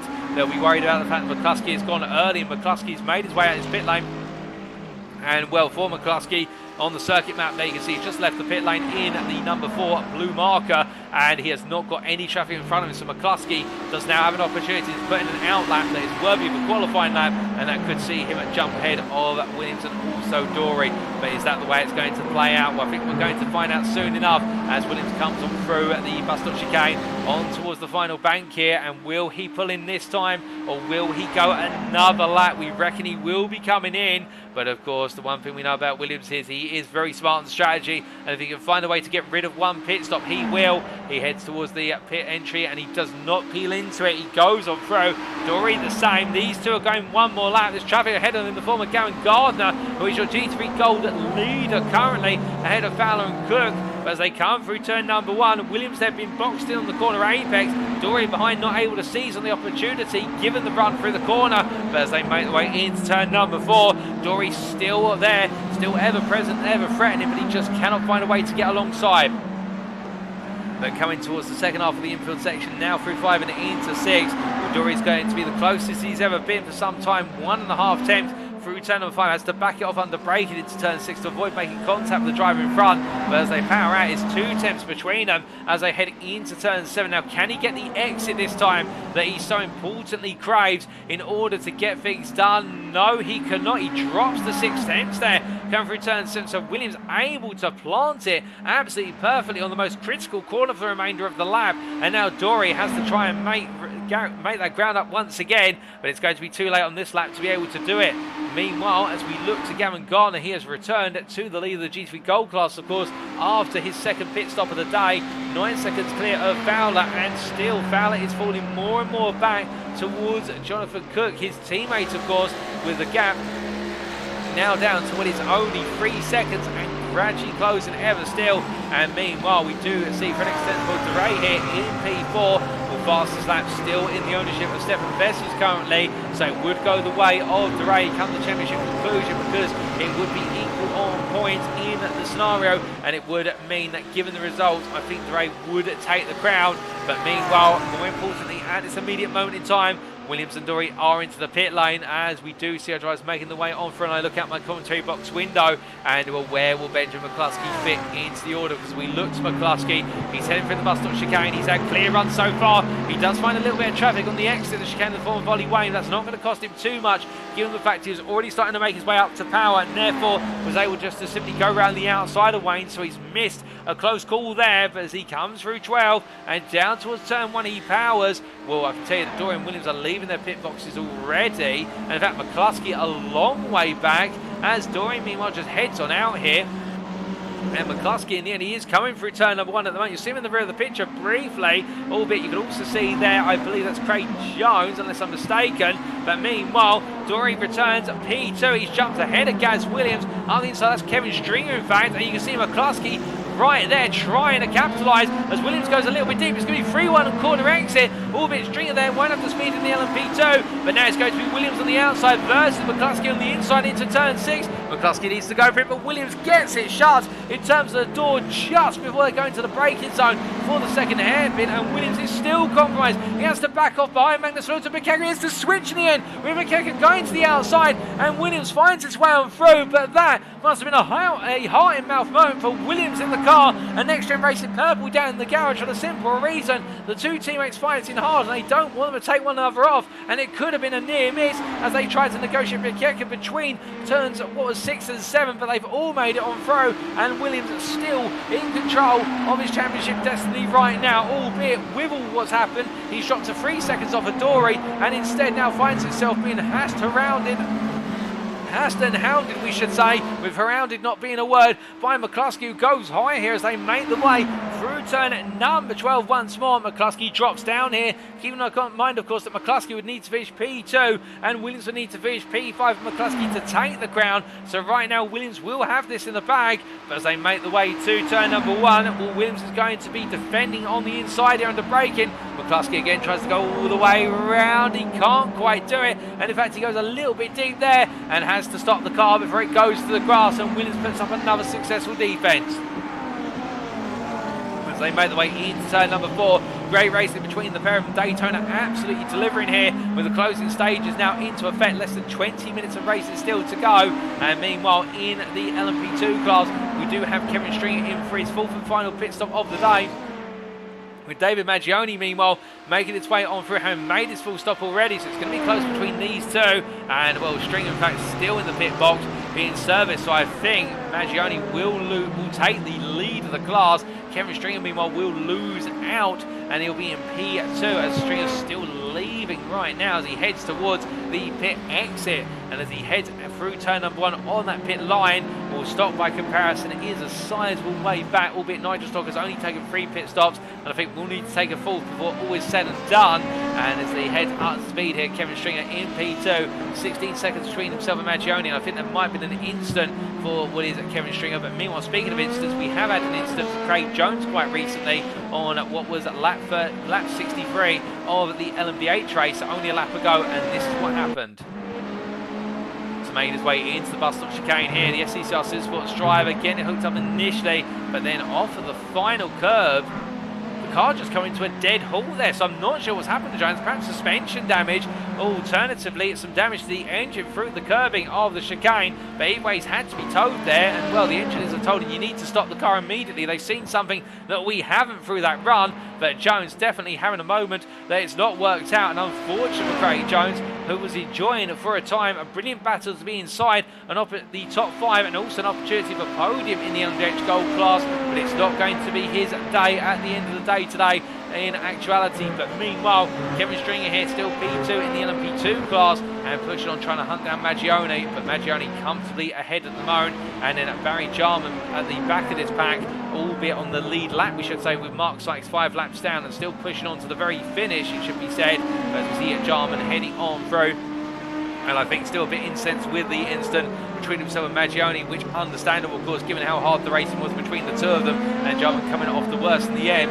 I mean, we do look to what is Mark Sykes running P5 in the LMP2 class. He's had a few incidents here and there, but he's not giving up as the NXTGEN Racing orange driver stays alive. And of course, this does mandate that Stock needs to finish this race in order to make sure he takes that runner-up spot, and Sykes would finish P3. Of course, if Stock were to retire or Sykes were to finish ahead of Stock, then Sykes would take the runner-up spot, with the two being separated by only 2 points, with Stock being ahead.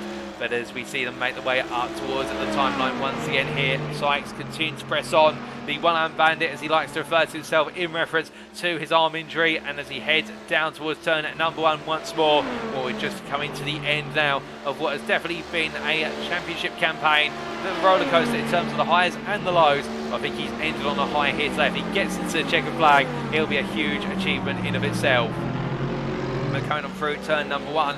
Meanwhile, we do look to in front of him Russell Fowler, and Fowler still holding a 3-second gap to Cook. He has stabilised that gap. He's been able to shore it up quite recently, but Cook in return has a pretty extensible Dorey falling away from him.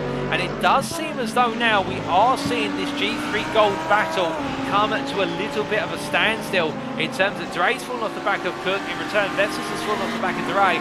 They are separated, the three of them, all in all, by 5 seconds is the total gap. But it feels as though we've hit a stalemate, and I wonder here whether all 3 drivers are saving themselves up for the final 10 minutes of this race in terms of wanting to push on and go on the offensive. Will they all be driving to the utmost in terms of making sure they don't make any mistakes? And Dorey will know that he cannot afford to lose one more place. If he does, if he finishes P5 and Gardner takes the class win, then it will mean that Gardner will be your G3 Gold champion. As things finish as they are currently, we believe we would need to get it clarified, but we believe that it will be Dorey who takes the championship crown on equal points, but results giving him the win in the end. But as he heads down towards the bus stop chicane here, I think he'll feel as though it's all said and done, and he's nailed everything. But the problem for Dorey, of course, is that he won't take his foot off the gas at any point as he makes his way on through, and he'll be very conscious of what he can do here. And I think perhaps the attitude that Dorey has shown in terms of when he's been in those close nip-and-tuck moments with Cook has been a sign of the fact he doesn't need to beat Cook today in order to be crowned champion. So therefore he has played it safe rather than sorry, and that does make sense when you do think about it in the long term here. If you know you just need to finish in one place and you can control that place, then do so. But of course we have had the threat of Stefan Vessels looming for some time. I think the racing team Astra Drive may have just run out of a little bit of steam, albeit on that last lap matching Dorey's lap time. So I wonder here whether he is saving it all up for a last charge in those closing minutes of this race. But as he heads on through, meanwhile we do look back up to the LMDH Gold class here, and it is Williams ahead of McCluskey still, with Dorey 2.5 seconds clear as they power the way on down towards the bus stop chicane. And now for McCluskey, with time running out and light fading, as they head in towards the chicane at this time. More the number 90 driver here doing everything right, and knowing that even if he finishes behind McCluskey, with Craig Jones having to retire due to the technical issues found on the car, whereas he made his way through the bus stop chicane, and we saw that only moments ago, Williams will be crowned champion. No ifs, no buts, with Danes holding the fastest lap by a huge margin, it should be said. But as they come through here, of course, it's the battle of the teammates. And, well, McCluskey are looking to the outside. Williams on the low line, the right of your pitch. And McCluskey again being made to go all the way round. They've got Jordan Baybois just in front of the P2 bronze driver in the G3 class. Williams is able to switch back in time. He lets Baybois pick his place and flashes line sets. Baybois I don't think knows where to go. And in the end, Williams saying, right, I'm coming to the inside whether you like it or not. But as they come through the right-hander, gets it done there in terms of clearing on through. And in fact, as Oki there clarifies with regards to that battle in the G3 Gold class, we'll come back to that. Meanwhile, Williams holding on onto the brakes here, and well, McCluskey is still just not able to find that final 5% to get fully alongside under braking. They will have Ingot Almklov just in front of them, and Almklov, he'll be hoping that he's not impeded. In fact, Almklov nails this perfectly. In fact, he just gets the run off at turn 70. Won't lose any time here, Almklov. versus what they were lost by comparison, and that does mean, as we see there coming off of the low tarmac, indeed the runoff tarmac, that's Mark Baker returning to the racetrack. I think he's been involved in the incident coming out of turn number 7, but Williams here definitely right now feeling that pressure from his teammate behind. It may not be championship deciding overtakes here between the two of them, but it's definitely going to be a fight to be the number 1 driver of the team here today in terms of where they finish as they head up towards turn number 1 again. As they make their way by means of turn 12, McCluskey here now a 10th of, and Williams just simply holds that low line. He knows that's always where he's got to be, as McCluskey's just not comfortable and going all the way round, but McCluskey very close as they make their way past the pit entry, and this is where McCluskey may be able to just outbrake Williams a little bit more, and as they head into braking zone this time, they're neck and neck as they come on in. McCluskey, of course, on the outside line, having to go a little bit wider to the circumference. That means he has to take the longer route, and McCluskey being forced a little bit wide there, albeit given the space, but knowing he's going to have to go onto the dirt, and therefore the car's not going to grip up, has to back out. But meanwhile, as we come back to Gavin Gardner versus, for an extent, DeRay in the GT3 Gold class, we do have Oki there in the YouTube chat saying, isn't 5th okay for DeRay? So as soon as Gardner doesn't get fastest lap, there'll be equal points with Gardner getting 50 and DeRay getting 30. Well, if I do a quick bit of mental math, in fact, you are spot on there, Oki. We do apologise for the miscalculation, and DeRay right now, in fact, does not need to finish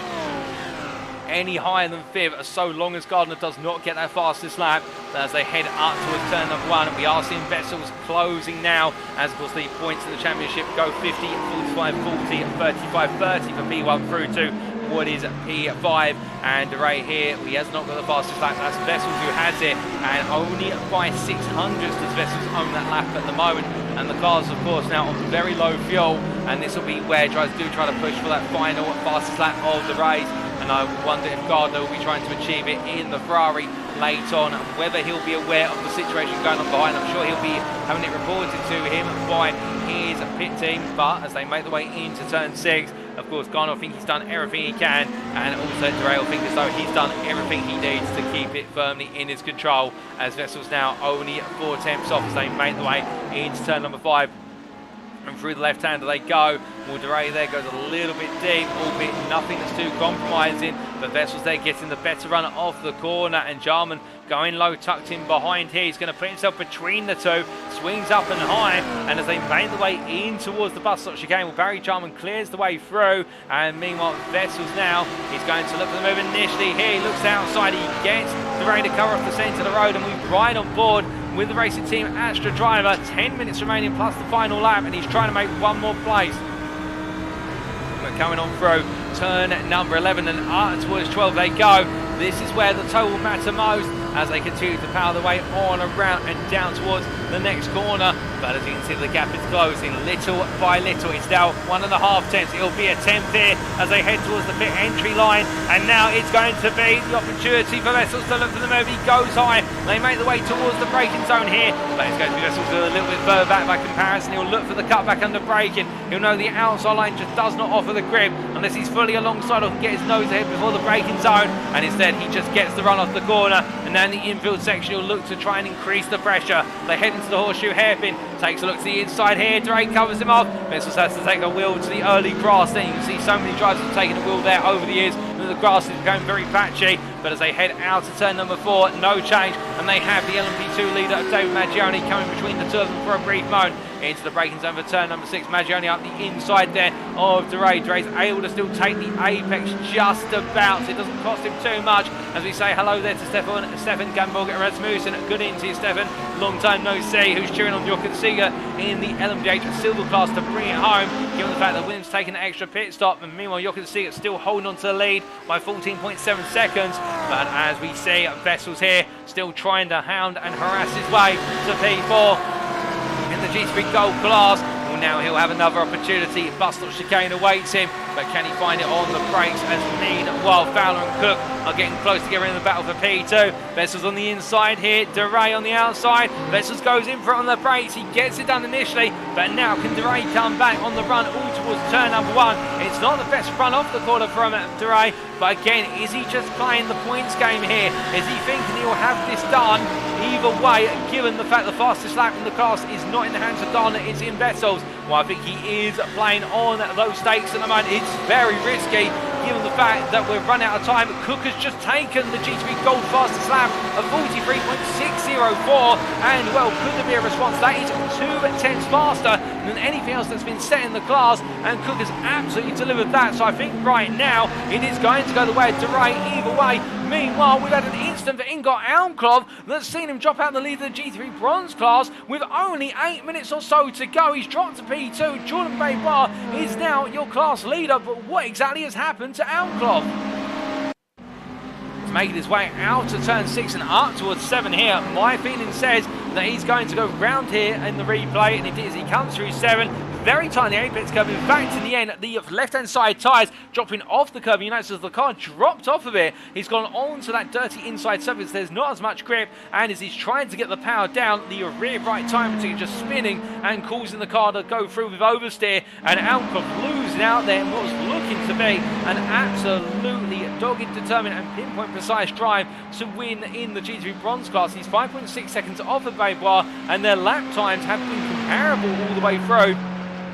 So it's not over yet, but that gap now is going to be hard to whittle down.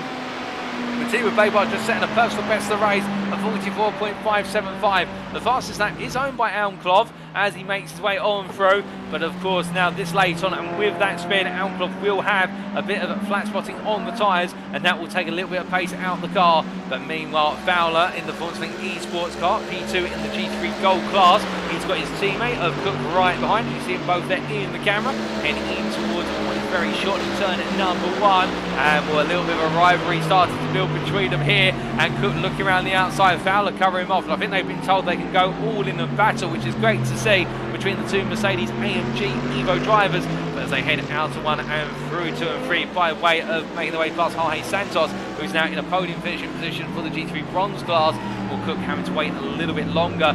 Meanwhile, Jochen Siegert here, currently the leader of the LMDH Silver class, but with a recent pair of off-tracks, has seen his advantage of 13 seconds completely slashed to champion Paul Williams as they make the way through the chicane and upwards towards turn number 1. And can Siegert hold on here? We do have a number of you cheering on Jochen Siegert to bring home the win in the Silver class on the LMDHs, but the Speedline Esports driver, as we look back, there is Paul Williams looking very close indeed as they head up towards turn number 1. 5 minutes to go as they head towards the next braking zone, and well, the German driver here, can he hold off the flying bridge as they head into the corner? Siegert goes a little bit deep, but he meets the apex just about. Williams by comparison taking the aggressive entry as they make their way past Nigel Stock, who's returning from a venture to the grass, and Nigel Stock there just gradually bringing himself back on, not to impede other drivers, understandably so. But meanwhile, Siegert there staying ahead for now, but Williams definitely looking to want this now as he's got his sights firmly on his target, and will, after pulling out a lead and having to take an extra pit stop by comparison initially, and both drivers now equal on 4 pit stops, we can imagine that Jochen Siegert, in everything he's doing, will be thinking that all he's got to do is hold on for another 4 laps, including this one. But can he do it? Time will tell. 5 tenths as they exit turn number 7. Williams there, not quite able to get the exit once. In fact, a bit of understeer creeping in, and Harrington let the car settle before he turned it through, turn number 7, and up towards 8 onto the banking. And if Siegert can keep this up, that will just give him enough of a buffer to feel safe at the final checker flag. But heading on down. And meanwhile, the key battles on circuit at the moment that are occurring are the battle for the LMDH Silver win between the Speedline Esports teammates of Siegert versus Williams, and also we've got the battle for P2 in the G3 Gold class between Russell Fowler and Jonathan Cook. But otherwise, things are looking quite steady around circuit at this time, and indeed now after what is almost 2 hours of racing, to still have 2 major battles ongoing is testament to how close the field is and how hard and well everyone's driven over the course of today and also season. But Siegert here now under attack, and Williams looking around the outside, going all in as he makes his way onto the race. Siegert holds the inside line, and welcome Williams grip it up on the outside. He does find the grip in the end, but he's not able to get the power down, and Siegert is able to hold the position, but Williams really now starting to bear on his teammate and rivals. We right on board here from the roll bar of the Speedline Esports 7 machine. In fact, a very poor exit there coming out to turn number 4. A lot of wheel spin being triggered for him, and I think that may have just cost him plenty of time as he makes his way down into turn number 6. And well, not on the rest of this lap as he goes deep again. I think Williams may, in that aggressive attack into turn 1, have just taken all the life out of the front brakes and the front tyres, with before he's got to the end of this race, unless he can calm it down a little bit. I think those tyre temperatures will have gone up quite heavily under braking, and now he's got to try and cool the tyres down. The next lap, I think he'll be out of it, given the fact the gap's now up to 1.9 seconds. But could he potentially find a way to get into it on the final lap? That'll be the question. They're heading down towards the turn at number 9, in towards the bus stop chicane. We ride on board and listen in on braking.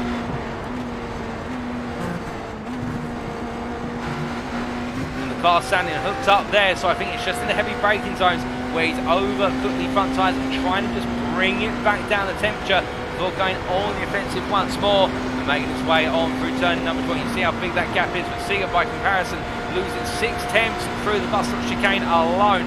Siegert very vulnerable there compared to Williams, and that's where a lot of the time is being made and lost between the pair as they head down towards turn number 1 and once more. And well, can Siegert keep this advantage? He will on this lap, but given the fact we've got 2 minutes left and our race leader overall, Chris Daines, is just up the road from them, it will mean they'll have this lap plus 1 more before that checker flag does wave. So they will be doing a grand total in Chris Daines' case of 77 laps. For Jochen Siegert and Paul Williams, it will be at 75 laps. As he comes on through and in towards a turn at number 6 very shortly.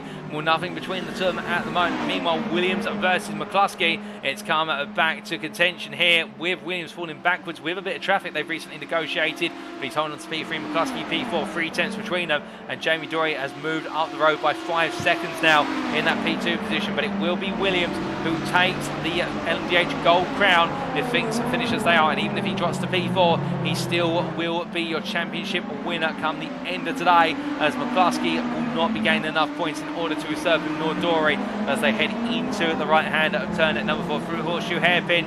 No difference this time around, but meanwhile, Siegert versus Williams, this is where the LMDH Silver drivers are differentiated in terms of just how much speed Williams is able to take on through. They head on around here towards the final lap with Daines just up the road, so they'll know it's the final one. They'll be looking to bring the race on home through, but the gap is only 4 tenths now, and Williams will have to do it on the final lap. And will it come to the final corner or the final stretch? Well, we're about to find out. They cross the timeline. Jochen Siegert leads in the MDH Silver class. It is Williams only 2 tenths behind as they break into turn 1. They've got GT3 class traffic in the form of Sean Scooter and Jack Barker in front of them, and this is where Siegert really needs to pick where he comes on through, and can Williams follow him through as they make the way into the corner. Williams comes in burning hot there, and he takes all 3 of them with him to the course and into the tyre barrier, as that has not worked out, and that's a disaster for Speednight Esports there. And where you can understand Williams going for it, but coming in far too hot, and Jochen Siegert gets the car recovered. Williams does as well, and Sean Scooter really just the victim in those circumstances, as Mark Baker in the pit lane and Siegert being let back on through there by Williams, understandably so.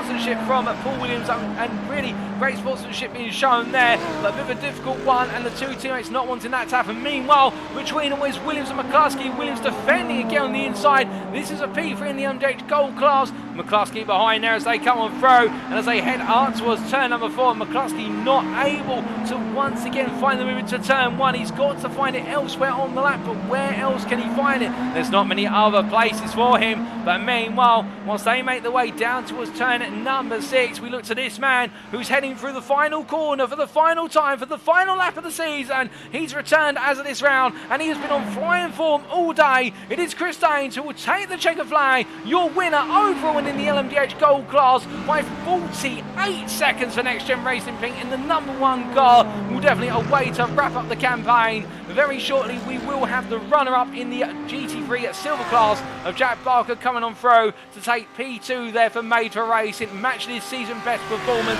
in terms of being on the podium. And then it will be come the drag race to the line here. Was it going to be Siegert? Is it going to be Williams? I think it's going to be a formation finish here, with Siegert taking the class win for LMDH Silver ahead of Paul Williams, the Speednight Esports player, across the line. And then just alongside him, that was Ollie Wayne, who took the GT3 Silver class win for NXTGEN Racing Purple. Absolutely ecstatic with that, I can see as he makes his way on around. It will be P2 to Jamie Dorey. It's not enough to steal away the championship crown, but it will be enough for him to take P2 in class in the championship come the very end in the LMDH Gold class. And it's Williams ahead of McCluskey at the finish line, P3.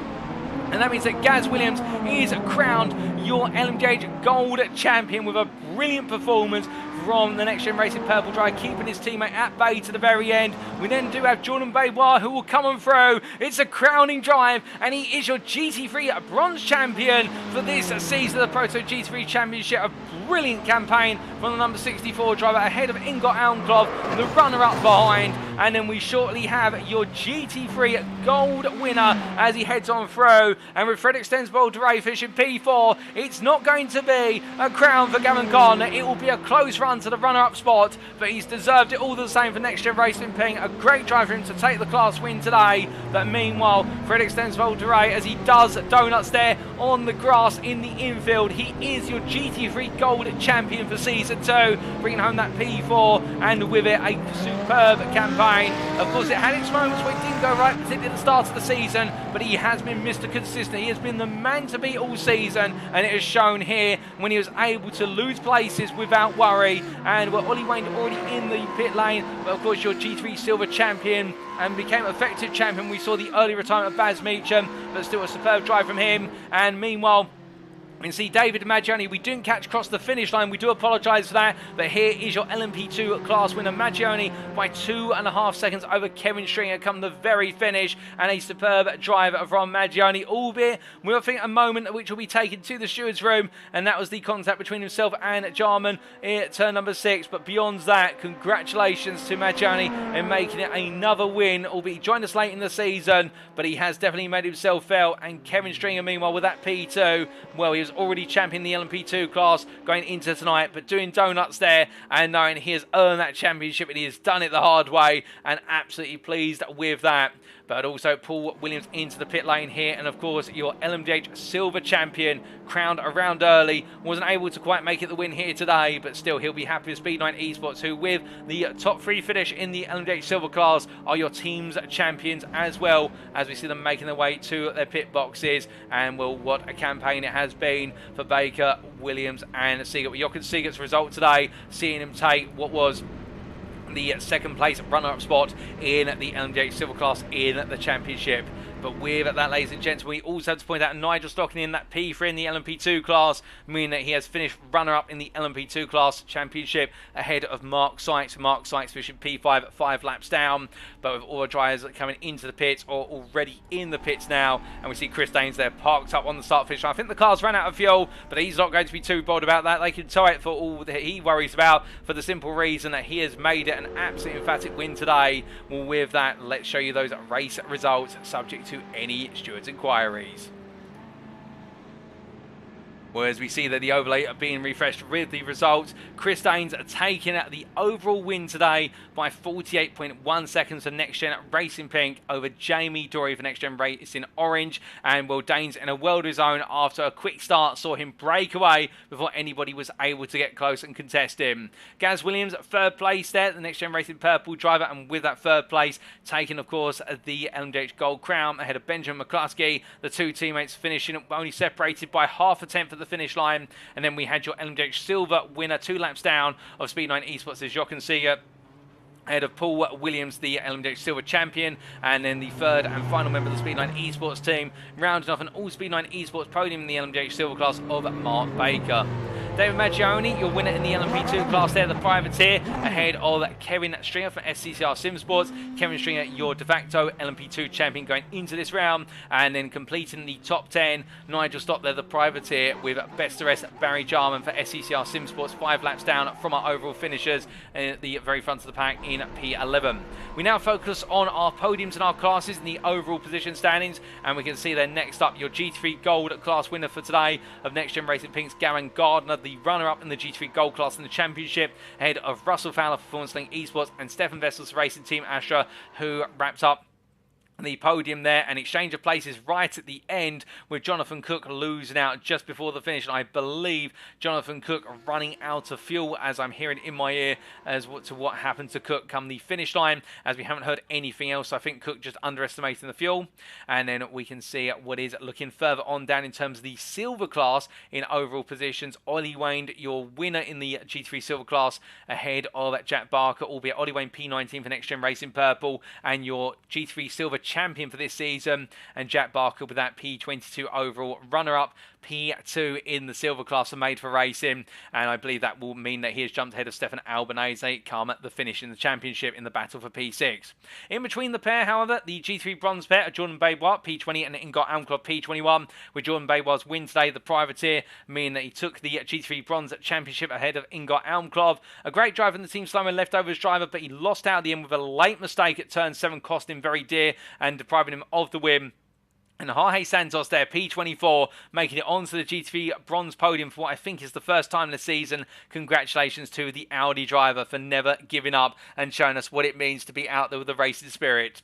But with that, ladies and gentlemen, we also did have a couple of, in fact, a number of retirees, and those retirees included Craig Jones, Sean Scudder, Magna Yonland, Stefan Albanese, Mark Arrowsmith, Ben Bennyworth, and Baz Meacham. But as we then come on to the individual class finishing positions, we always start with the LMDH Gold class, and Chris Daines confirmed they're your winner for NXTGEN Racing Pink ahead of the NXTGEN Racing Orange and NXTGEN Racing Purple drivers of Jamie Dorey and Gaz Williams.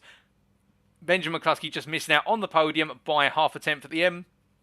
And Craig Jones at P5 ahead of Magna Yonland, who finished in the end multiple laps down. Both drivers having retirements to their races. Jones retiring 15 laps in the end and Yonland retiring 30 laps in the end. And I believe Jones will be classified as finished because he completed 75% of the race distance. Yonland may not, however, because he just completed over 50% and not quite the 75% mark. We then come on to the LMDH Silver class, and we can see here our 3 participants. They all made it to the end, separated by 300ths at the line. Jochen Siegert ahead of Paul Williams and Mark Baker round off the podium. It's an all-Speedline Esports podium, and that means they've taken the team's championship. And then as we come on to the LMP2 class, David Maggioni taking the win by 2.4 seconds over SCCR SimSports' Kevin Stringer, with Nigel Stock rounding off the podium there, the privateer, a lap down, and also a lap down at Barry Jarman for SCCR SimSports ahead of Mark Sykes, who finished 6 laps down in the end for NXTGEN Racing Orange, but never gave up. We then come to the GT3 classes, starting off with the GT3 Gold, and Gavin Garden there for NXTGEN Racing Pink, taking the win by 9.6 seconds in the end over Russell Fowler, and really showing his pace over all 3 stints today. And Gavin Garden really has been the driver in the feature in the endurance races in the class. Fowler, P2 there, the Performance Link Esports having a brilliant campaign and another brilliant drive to a podium finish ahead of Stefan Vessels, the racing team Astra driver, who finished a lap down come the end, with Frederick Stensvold to race P4 there for Team Slow-Mo, cementing his championship crown ahead of Jonathan Cook for Performance Link Esports, who seems to run out of fuel at the end. And then Magnus Flotenbekeke and Jochen Ersson completing the standings there, but no retirees in the class for Team Slow-Mo Leftovers and Team Slow-Mo respectively. We then come to the G3 Silver class, and we can see Ollie Wayne taking the win by 1 lap over Jack Barker, the NXTGEN Racing Purple driver, in a world of his own, and taking that crown with the early retirement of Baz Meacham and Made for Racing's Jack Barker, equaling his best result of the season. Stefan Albanese, P3 in the end for DRS Esports with that retirement, 44 laps from the finish. Unfortunate for him after leading for so long. And then Mark Arrowsmith, Ben Bennyworth and Baz Meacham adding their names to that retiree list. And, well, one in particular would feel for Baz Meacham, given the fact that he had to miss a couple of rounds. He came back absolutely storming in terms of pace, and it's all unfolded not the way he wanted it to in the season finale. And then coming onto the GT3 Bronze class, it is Jordan Baybois who takes the win, and with it the GT3 Bronze Championship over Team Slow-Mo Leftovers is Ingot Almclov, who finished 4 seconds down, Jorge Santos on the podium there 3 laps down, and Sean Scudder with the retirement 11 laps from the finish. It's weird to understand it for Racing Team Astra. But congratulations to all of our drivers, and indeed congratulations to our championship winners as well. And we're not quite done yet, because whilst the racing may have finished, of course, we've still got our post-round interviews. They'll be coming up in approximately 10 to 12 minutes, ladies and gentlemen. It'll be interesting to hear the thoughts from our drivers and perhaps some of our championship winners. Don't go anywhere, you won't want to miss them.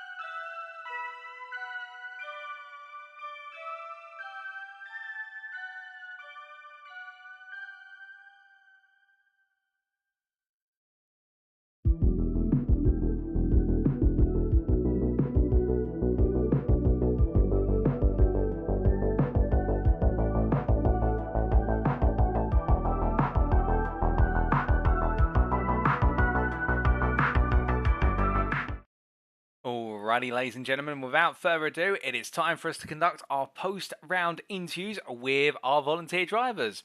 And today we have a mix of 4 drivers, but predominantly, in fact, all of them in the prototype classes. We're going to be starting off with our LMDH Silver champion of Paul Williams, representing Speed 9 Esports. Then we'll be going on to Kevin Stringer, our LMP2 champion for SCCR Sim Sports. We're then hearing from our LMDH Gold winner today, and indeed a dominant driver of the day of NXTGEN Racing Pink's Chris Daines. And then lastly comes to NXTGEN Racing Orange's Jamie Dorey, the LMDH Gold driver, who took the fight all the way to the very end, but was not able to find a way to dethrone Gaz Williams from his championship crown, but did take the P2 spot, both in the field and also in the LMDH Gold Championship. But without further ado, ladies and gentlemen, it's my pleasure to have join me in the interview room, Paul Williams. And as he does join me now, Paul, are you there?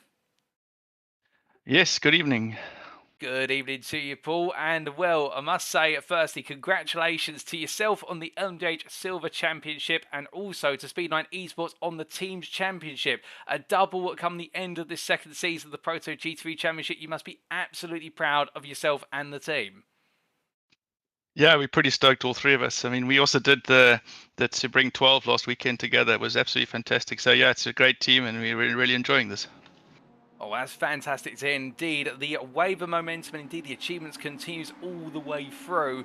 And going into tonight, of course, with the 3 of you all vying out, you'd wrapped up the championship crown already. Was there anything that you particularly had in mind going into tonight, given the fact it was really about who was going to be the runner-up between yourself and, well, not between yourself, I should say, between Jochen, Siegert and Mark Baker?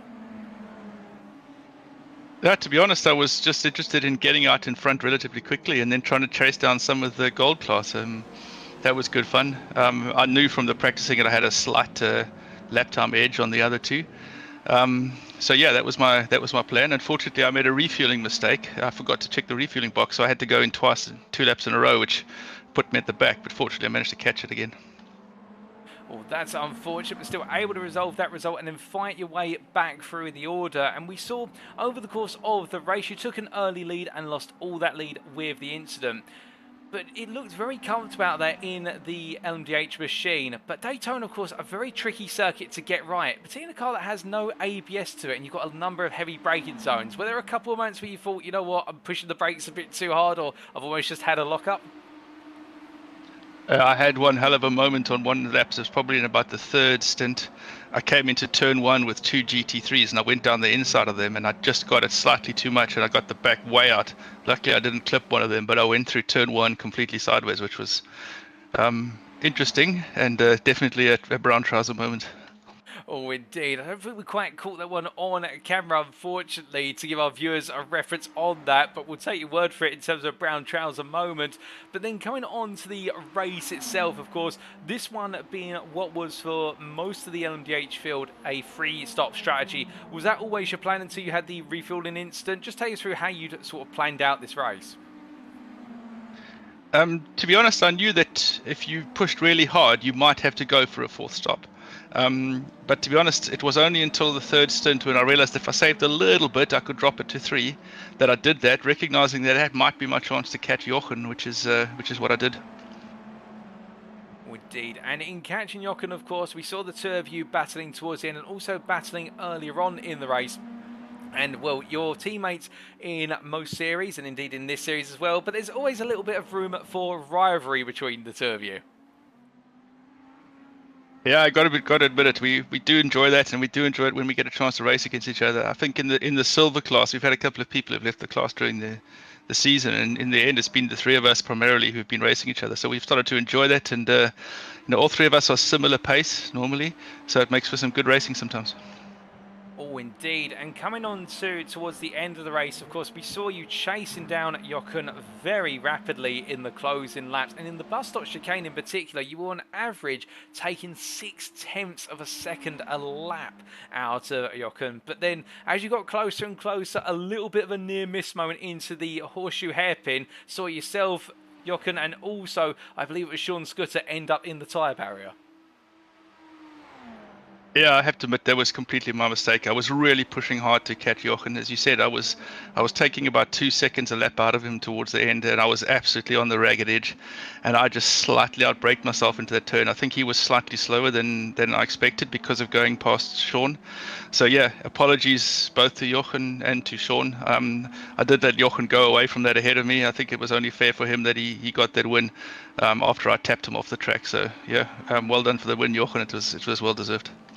Oh, indeed, and we saw the great sportsmanship between the pair of you at the very end there, where you relinquished the position and in the end separated by less than a couple of attempts across the finish line, and really summing up what has been a strong campaign from yourself as an individual and the team. But starting with yourself, when you look back at this championship, of course, from the very outset, you've been the man to beat in the LMDH Silver class, and you've been nipping at the heels of the LMDH Gold drivers.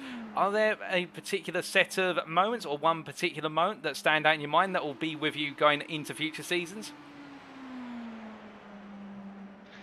I can't think of a particular moment right now, but what I have enjoyed is when I have been able to battle it up with the golds. I don't think I'm quite as fast as most of them yet. I mean, there's some real strong drivers in there, but being able to sometimes get close to some of the guys and be able to battle with them as well. I've really enjoyed those moments, and this car for me just feels fantastic. I absolutely enjoy it. I love the fact that it's a little bit more technical to drive.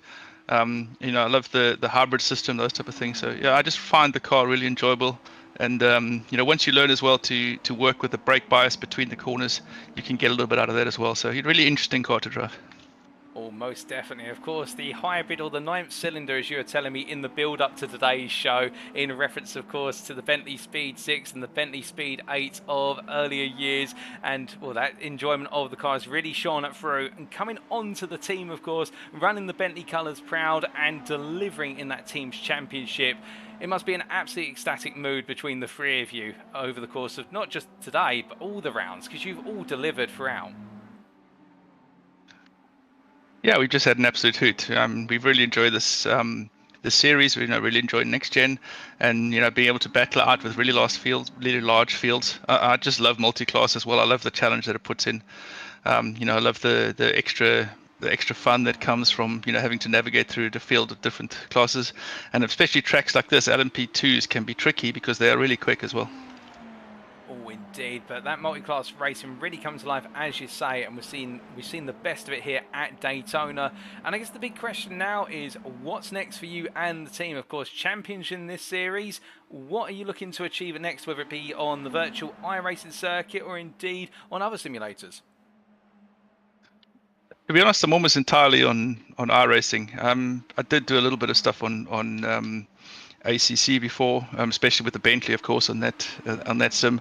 But over the last years, completely on iRacing. I've never got on well with the GT3s on iRacing. I much prefer the prototypes, and so this is where I'm gonna stay. And as much as I can do on that, I will do. So really enjoying them.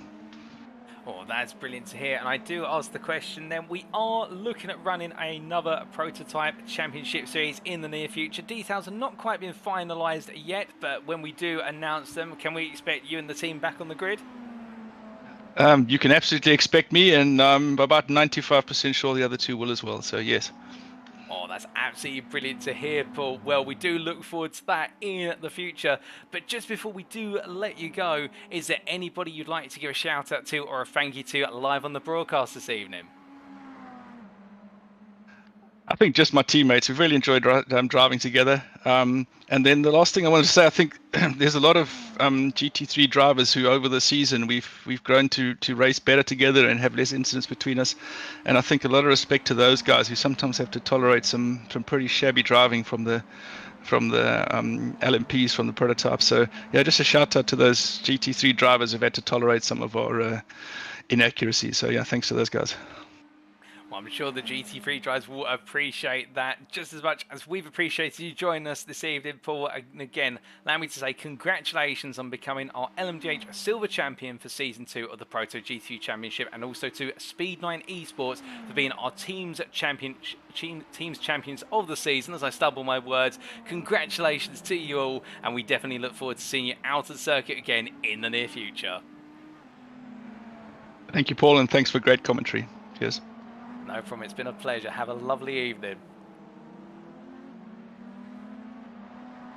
So here and there from Paul Williams, our LMDH Silver Championship winner for this season, and indeed Speed9 Esports representative, taking the award for Speed9 Esports as our team's champions for Season 2. It has been a phenomenal season from them. They have been non-stop in the MDH Silver class, and whilst the class has been dominated by them in the absence of a number of drivers, the key thing here is we had to take away they've turned up every round, they've delivered, the pace has continued, and indeed Paul has been perhaps the strongest driver of the three, but we have seen Baker and also Siegert have their moments, with Mark, of course, having some key moments earlier on in the season, and then Jochen being able to attack and bounce back later on in the season and pick up a couple of critical wins that enabled him to take what is the P2 in the championship. So congratulations to them, and we definitely look forward to seeing them back on circuit in a future prototype series. But more information on that in due course, of course, ladies and gentlemen.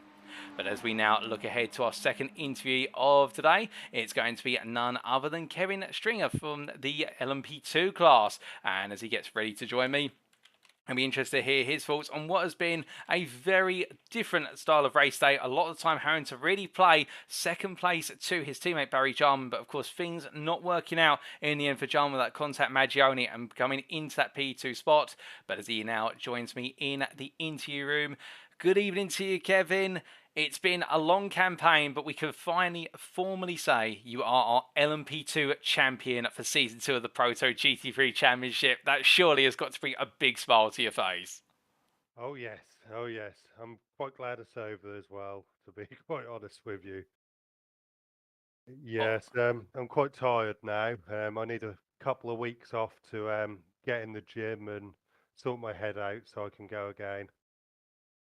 Oh, goodness me. That does sound like it's been quite the drain going on through. Just before we carry on, if you don't mind, is there any chance you could potentially just bring your microphone a little bit closer as you're a little bit distant?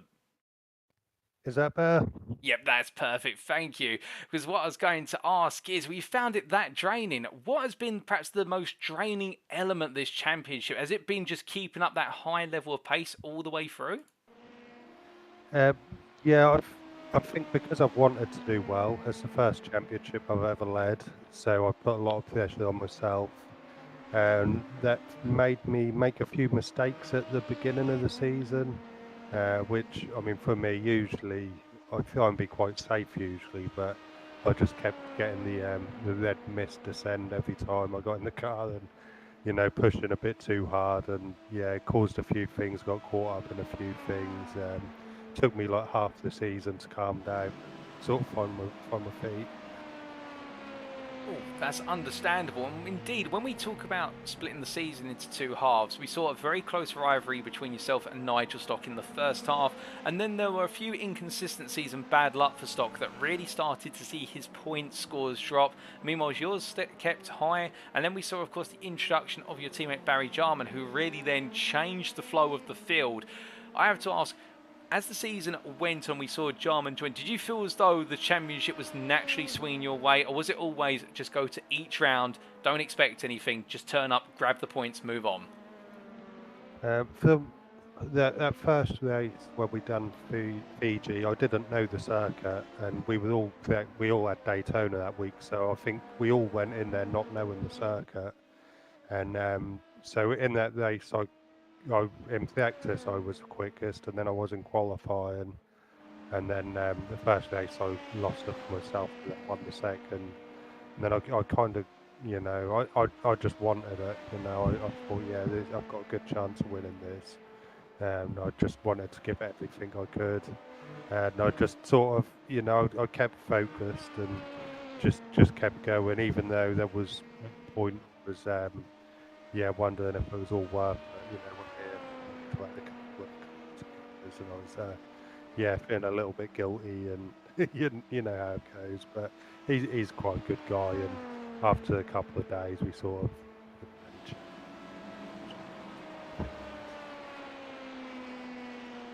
Oh, indeed. And then coming to today, of course, giving it your all round after round, and here at Daytona again, championship firmly in your grasp, but still you didn't let up, and we saw a great start from yourself and constantly trying to chase down David Maggione. But as time went on, it seemed as though just not quite able to match the pace of the Italian driver. Well, that's a bit of a shame really, because I think just before the first pit stop, I managed to get past him and just managed to make a little bit of a gap, and then one of the GT3 cars had spun out, and he didn't hold his brake because I was going through the inside, and that gave me damage. So that kind of put us out of sync with the pit stop. So I was kind of, that was either he'd either pit and finish second, or I'd pit and finish second. So it was kind of that sort of messed the race up a bit. But up until that point, I mean, me, David, and Barry, we had an absolutely excellent battle. I mean, that could have gone out with any three of us, really, I think.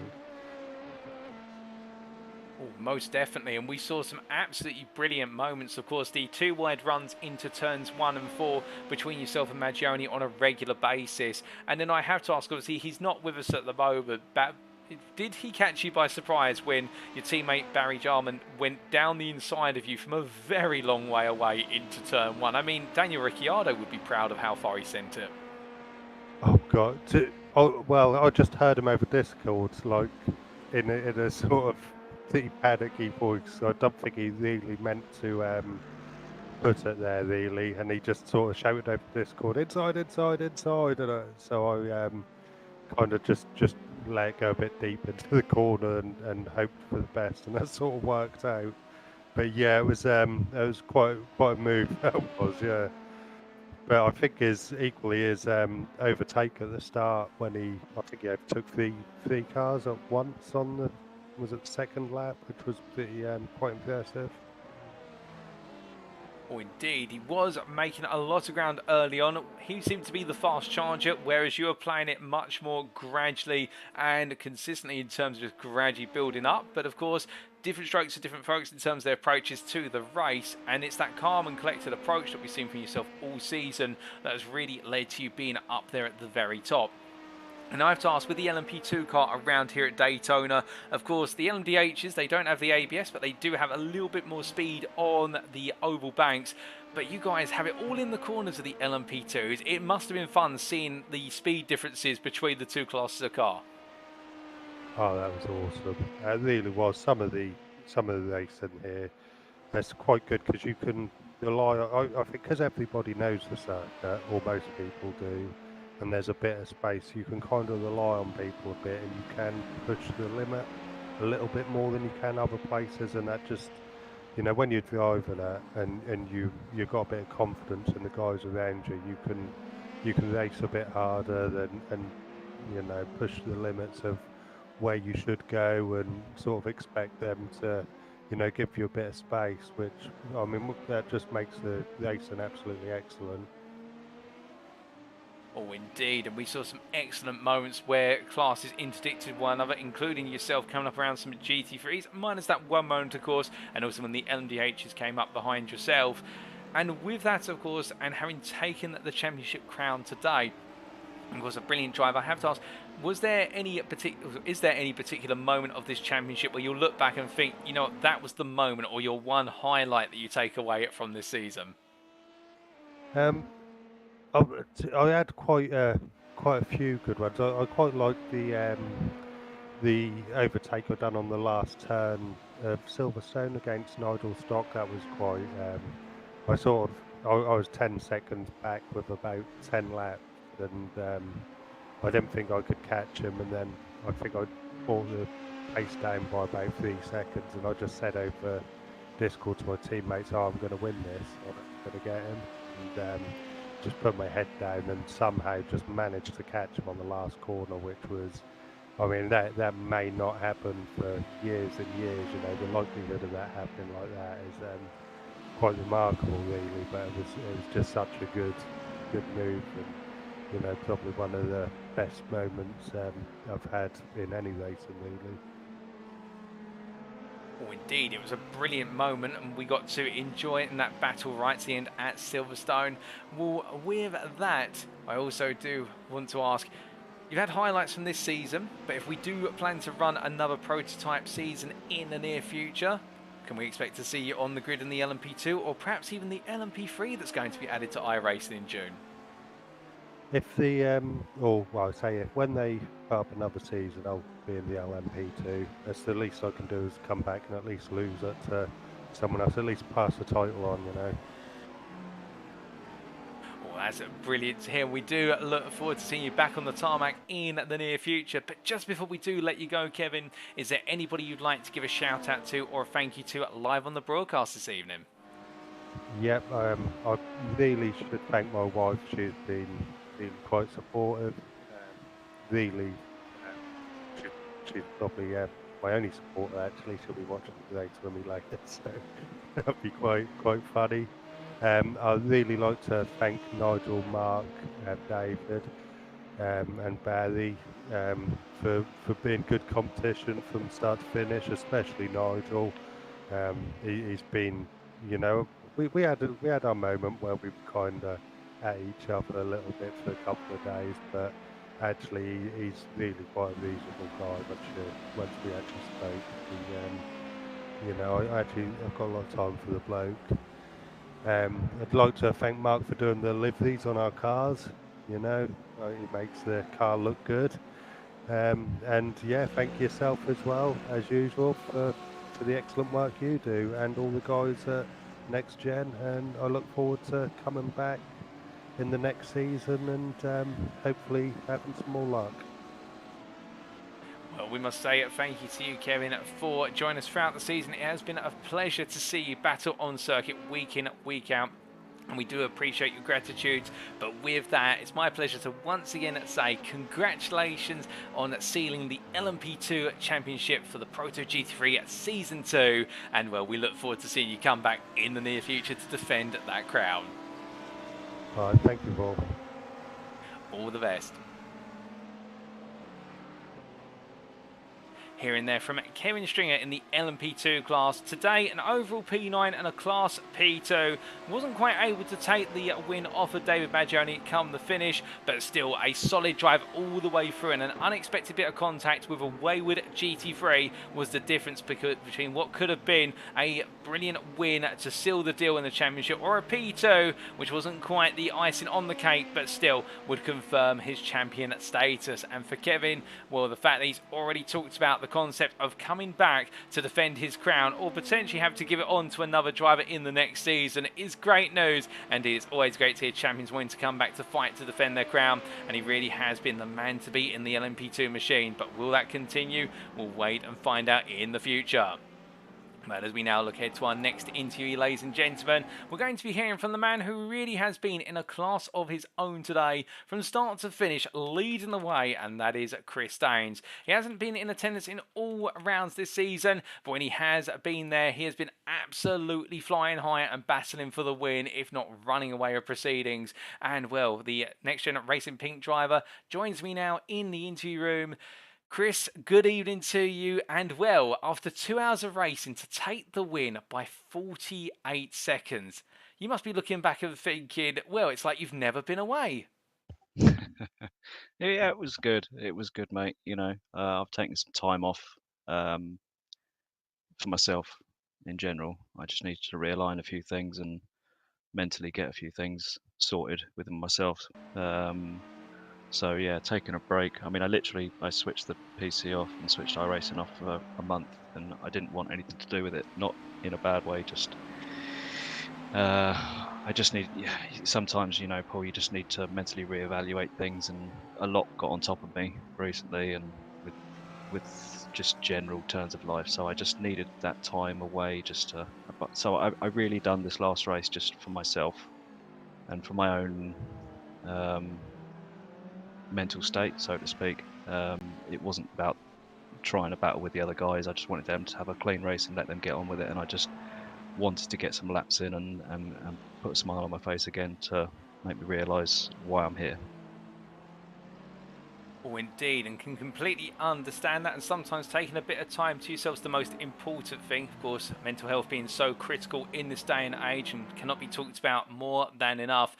And we're starting towards the front of the field in a class of car which you know and love, the LMDH. Of course, you came into this season wanting to learn the car as much as possible, but it looked as though the game plan from the very start was, right, forget about the rest of the field, just get the throttle down, break away, and manage the race. Am I correct in that, or was there perhaps a different strategy at play? No, it was exactly that. It was trying to get away from the pack as quick as possible, pull out a gap, and the idea was to try and get a pit stop ahead of everyone. Because I knew the guys behind. I knew Jamie before the race was talking about fuel saving. Gaz was talking about fuel saving, so I knew they weren't going to be pushing hard at the start of the race. So I thought, right, I'm just going to absolutely gun it. And yeah, it was just about managing the traffic well and being respectful to those that were in their own individual battles in their classes and not trying to interfere too much. And yeah, just managing the race. And it couldn't have gone better, really. I mean, I didn't make a single mistake. I only got a couple of off tracks through the bus stop. Everything just felt how it should have felt right from the round one. I've had a lot of bad luck in a few of the races, and obviously didn't complete the first 2-hour race, and then second 2-hour race at Le Mans had a bit of an issue and didn't work out for me. So I'm really pleased I managed to get to the end of this one and finish it on a high. That's for sure. Oh, indeed, and all the way through, as we look back at some of the race footage at the moment, we can see that patience around the other classes of drivers, whether they be GT3 or LMP2. And of course, Daytona, a circuit that lends itself to multi-class racing with the oval banks, plus also a number of short straightaways, giving space. But it looks like you had to really time those passes in terms of knowing when's the right time to make a small dive to the inside, alternatively back off and go around the outside. Just take us through that evaluation process, because of course, you want to win the race, you want to win it as quickly as possible, but sometimes you've got to go slow to go fast. Yeah, it's exactly that, and everyone's got enough experience around Daytona. It's one of the oldest ones, endurance races, I believe, around on iRacing, that twin with the Le Mans. And so everyone's got enough experience around here and knows where to put the car, and the LMPs, with the experience that drivers have got in the LMPs, know exactly where they can put the car, because obviously we don't have any ABS, so you can't just send it down the inside of a GT3 with ABS and expect to get it stopped in time, because you do have to brake just that little bit earlier. I know some GT3s, when I was going on the inside, sometimes like I raced the GT3 for the 24 hour, for instance, and it is quite frustrating when an LMP2 or LMDH comes down the inside of you and you realise they're braking probably 5 to 10 minutes a little bit earlier than the GT3s, for the simple fact that obviously they're carrying a lot more speed, but we don't have the ABS, so you have to just be that little bit careful. So it is frustrating sometimes when the GT3s see an LMDH for the GT3s. It's frustrating for them when they see, well, actually, why are you braking so early? Now I've missed my apex, sort of thing. But unfortunately, that's sometimes the way it is, because you've just got to you've got to be careful, because we are running 700 horsepower in these cars, so you can't just fly down the inside and expect to slap the throttle on and get out the corners quick, because it just doesn't work like that. So you do have to time it extremely well, and take in mind that you just have to be respectful to everyone else as well. So yeah, planning the moves is very tricky, especially on the infield. You've just got to take your time, and like you say, you've got to lose some time to gain some time, and that's the best way forward. Indeed, and interesting insights there with regards to the braking, in particular, the lack of ABS. And coming on to a more strategic insight, strategy-wise, how did the tyres feel out there? Because we know Daytona does wear the tyres down quite gradually around here, but also there's only really one line around here to a lot of the corners. You take an outside line, the car's going to slide, and you end up starting to scrub a bit more of the tyre. Did the tyres feel as though they were lasting comfortably, or was it when you got to the pit, I need that tyre change now? So I changed tyres every pit stop. I made 3 stops. And I changed tyres every pit stop. Simple fact that we had to fill the tank up full. And when you're running on empty, when you fill, we could put 44 litres in, I believe. And you can actually get the tyres changed within the time that they fuel the car. So there was, unfortunately, the way iRacing have worked it, I mean, you couldn't change the tyres at the same time as the fuel, but now they've enabled that to be a thing. You can now change the tyres at every stop without losing time. So it was just, you know what, I'm just going to take new tyres, because there is literally no point in running old tyres when you could change them. So unfortunately, I don't like that, because it takes away the element of strategy. Because beforehand, you really had to manage the tyres, so you would see people backing off, and you would overtake the faster guys, and the faster guys would drop back a bit because they'd be conserving tyres. So that, unfortunately, that part of the strategy has dissipated within endurance racing across the board. So I wish they would go back to the old old days where you refuel and then you change tyres, but obviously in the real world they don't do that, so they're just trying to follow it as real as possible. So yeah, change tyres every pit stop, and the tyres did feel okay in the first and second stint, but they're just, yeah, again, you just might as well put new tyres on. Indeed, understandable. Give yourself the fresh rubber to go attacking it once again. Indeed, we saw you attack the circuit a number of times and also put in some absolutely phenomenal laps, even picking up the fastest lap along the way. And then again, you didn't have to push too hard, but I get the feeling that's the inner racer you always wanted to see how far you can push the boundaries. Yeah, I mean, when you know, I had quite a big lead, so I thought I'll back off a little bit, charge the battery. So I was charging it for a good 5 laps. It takes a long time actually around here to charge the battery because, for whatever reason, I think there's only one. I mean, if you think about it, there's only one really high speed braking, and that's into turn 1. So that's where you charge most of your battery. So it took a good 5 laps to do it, and I thought, wow, I'll just put in a faster lap because just to solidify that extra couple of points or whatever it is. But yeah, no, it was great fun, and I'm glad I did it, to be honest. And like I said, I did this for myself mentally, because I needed this, and it's good to be back. Indeed, and we're glad to have you back on the field. And of course, you may be losing the #1 door number, given the fact the championship crown will be passed to Gaz Williams. But still, we do love seeing you on circuit. And I have to ask, the 5th place in your championship campaign this season, could we potentially be seeing you back for the next instalment of the prototype series we run here at NXTGEN? Yeah, I mean, I'll keep an eye peeled on what's announced. Obviously, I'm entering the Clio Championship on the Friday. I'm supposed to be entering the touring car on a Tuesday, so I'm debating whether to do one or the other. I'm not sure I can find the time to do 2 in a row. So it just depends on what days it falls on, and when in particular it falls, whether it will be after the Clio Championship or whether it will be straight away within the next month. So we'll keep an eye on it, but I can't see why I wouldn't put it that way. Oh, well, we'd love to see you back on circuit if it does work out. But in the meantime, Chris, just before we do let you go, is there anybody you'd like to give a shout out or a thank you to live on the broadcast this evening? Yeah, your continued efforts, Paul, this season have been brilliant. I know I haven't been there for a few races, but I have watched them all through, and you know, I do love watching them through. So absolutely solid work as always. NXTGEN obviously for bringing these championships, and my teammate as well, Gav, who missed a couple of rounds, but I think he still finished 2nd in the championship. But one big shout out has to go to my wife, who's just been an absolute rock for me the past few months. Just in general, she's, you know, I don't know what to say, mate. She's absolutely everything to me. So I do appreciate her.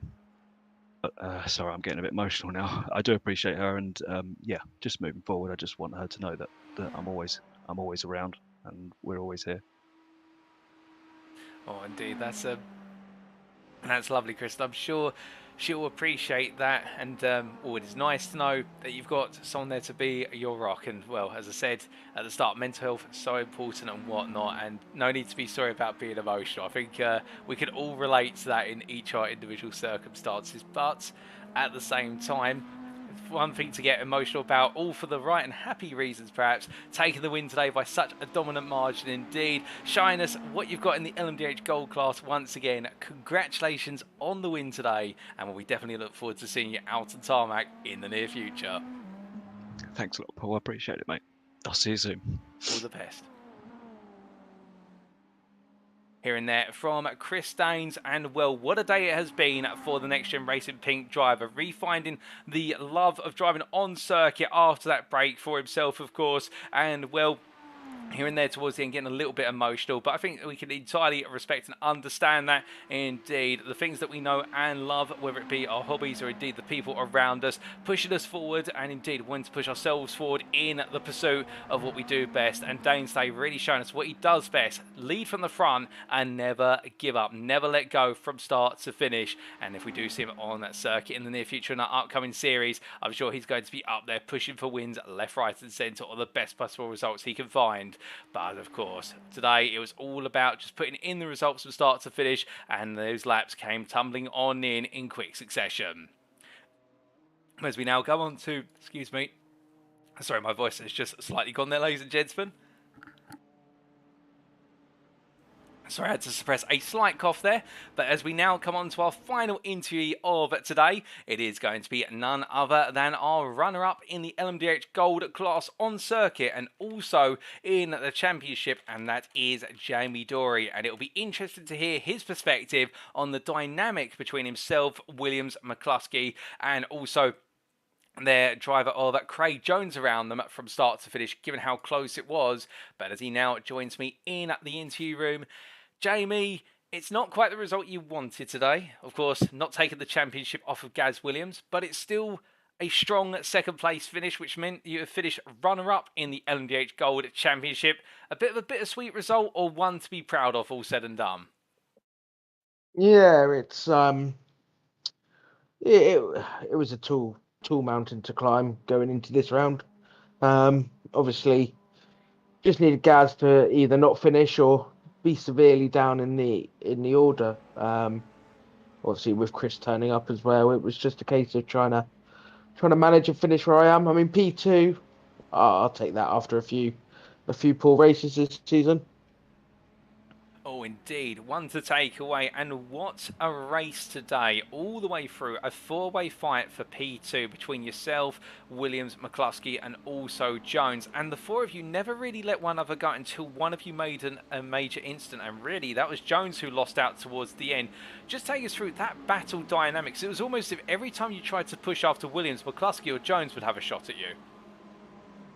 Yeah, so basically, I think what we were doing quite early on was we called it the fuel save train. It was just trying to use each other to try and get the extra laps. I mean, I know Gaz is really good at saving fuel. I'm not too bad, not as good as Gaz, and Benji isn't the best at saving fuel. So it was trying to utilize Gaz and to keep Gaz in my grasp, just to be able to save enough fuel to go the extra lap shorter last pit stop from than Benji, to be able to just secure P2, which was the main goal of tonight, which obviously paid out with stop number 3, managed to coming out 4 or 5 seconds ahead of them and just carry on the consistent laps, which I knew I had in me, to bring it home. So it was, yeah, we were all there. I think we were just fuel saving, as well as we didn't want to be trying to lap the slower cars. You didn't want to be too far down in that train because it gets more and more difficult. But at the same time, you don't want to lead it because you're punching a hole in the air for everyone else. So it was quite interesting.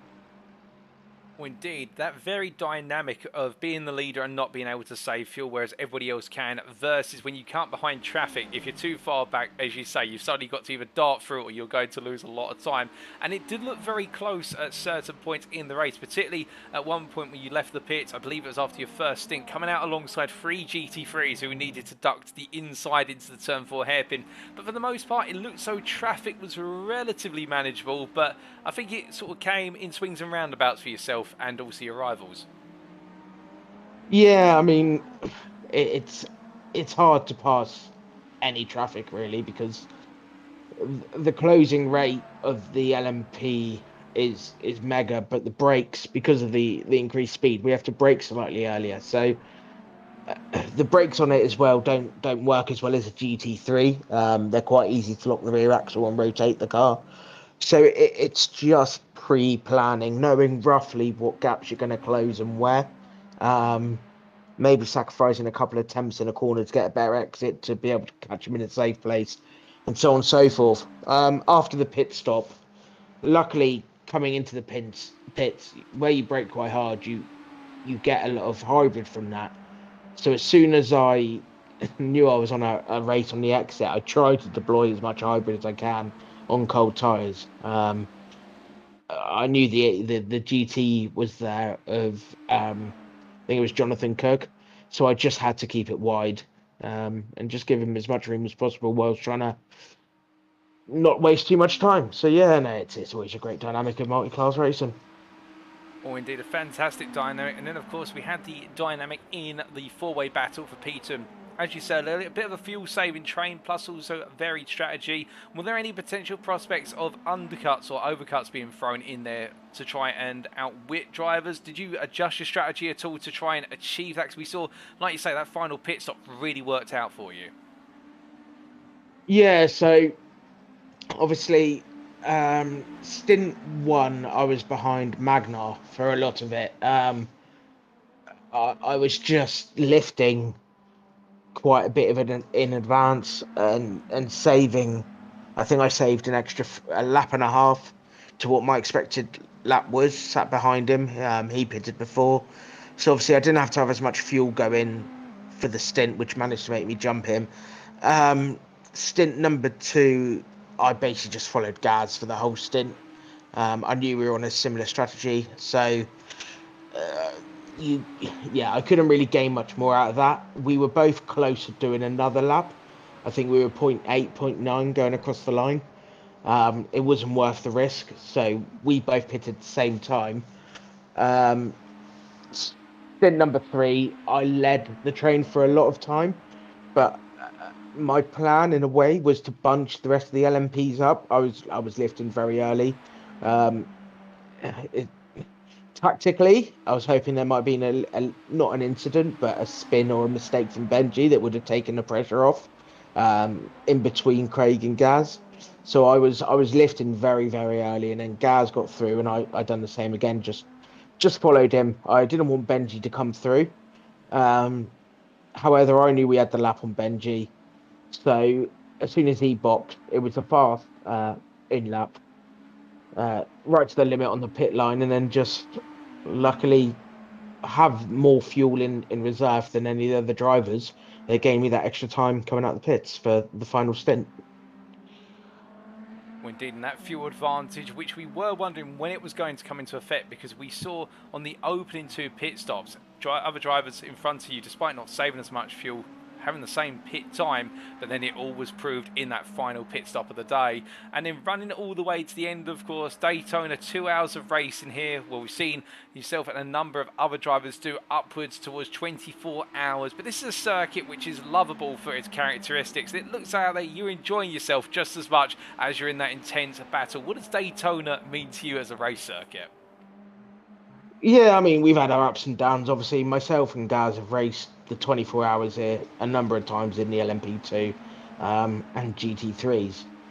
So we know how each other races around here. We know where each other saves fuel. We've raced as a team multiple times. We've had some highs, P3s, P4s in the 24-hour. We've also had some lows last time. We ended up on our roof quite early on. So it's one of those tracks. If it goes well, it's a great track. However, trying to gain time around here with the banking and everyone else at similar speed, it's quite hard once you drop off a pack, like what happened today with Chris. It's pointless trying to put the laps in and try and gain to someone. The next best thing to do is just save fuel. So, yeah, it's a good track. Oh, well, interesting thoughts there. But of course, now looking ahead to what lies in wait, run up this season in the LMDH Gold class and the prospect of another prototype championship in the works at NXTGEN. Can we expect to see you on the grid fighting for the championship crown again? Oh yeah, I mean this season I never really set my sights to the crown. Initially, I thought the car was not to my liking, and as the season's gone on, I've got more and more adapted to it. I've realised how it works a lot better. So, going forward, Gaz, watch your back. I get the feeling he will in looking to defend that number 1 on his car next season. But just before we do let you go, Jamie, is there anybody you'd like to give a shout out or a thank you to live on the broadcast this evening? Yeah, everyone, as usual, all the drivers doing their part in NXTGEN. Without them, we wouldn't have a league. Everyone who runs NXTGEN, all of our sponsors, and more importantly than not, yourself, Paul, for spending the evening to commentate and doing a great job. So yeah, everyone involved, really. Well, indeed, it's everybody coming together that makes a league what it is. And, well, likewise, I would say thank you to yourself, Jamie, for joining me in the interview room. Congratulations on being our runner-up in the LMDH Gold class this season. And, well, we look forward to you taking the fight to Gaz once again in the next season. But until then, well done on the performance, and we'll catch you soon. Cheers, Paul. See you later. All the best.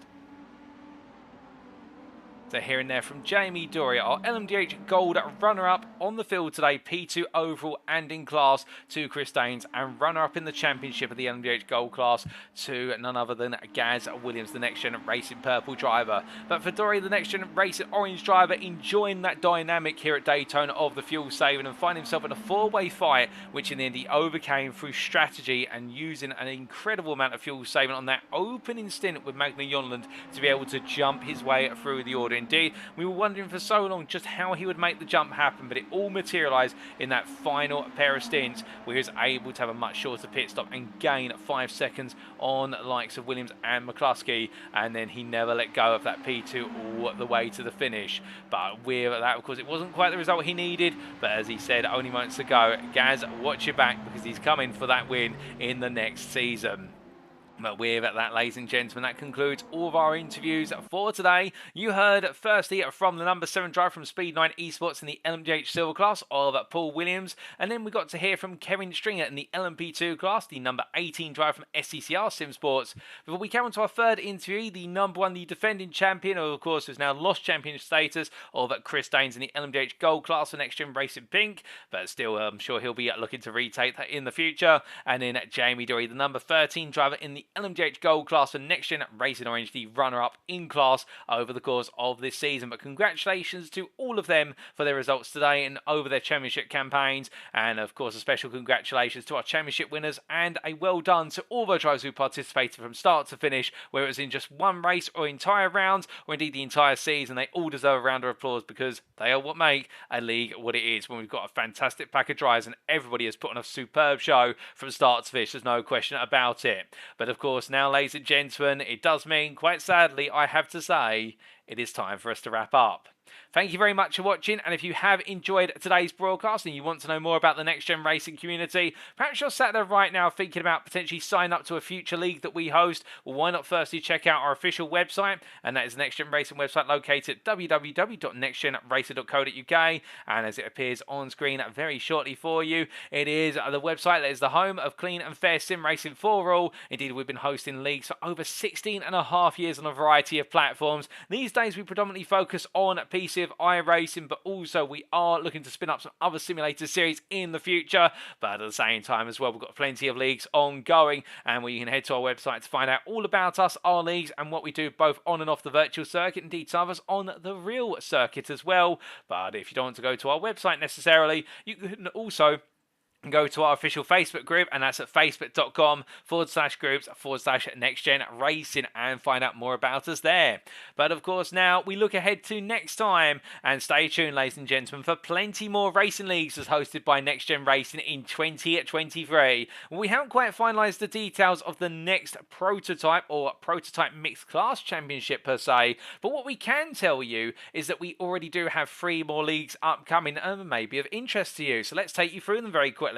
Firstly, some of you may remember the NXTGEN Racing Touring Car Championship, or the NXTCC, where it is back very soon for Season 3, and it all kicks off once again on the 18th of April this year, and it is going to be another 10 rounds with 3 races per round, so 30 races in total, and we are seeing further improvements and refinements to the NXTCC formula, including success ballast being added to drivers' cars, and also we do have the classic return of the 3 race format in a round where the first race is determined in terms of grid positions by qualifying, the second based on results of race number 1, and of course we do have the commentary booth partial reverse grid lottery draw for race number 3. Well, the format will be slightly revised, but at its core will be fantastic touring car racing from start to finish. But perhaps touring cars are not your thing, but you do enjoy front wheel drive cars all the same.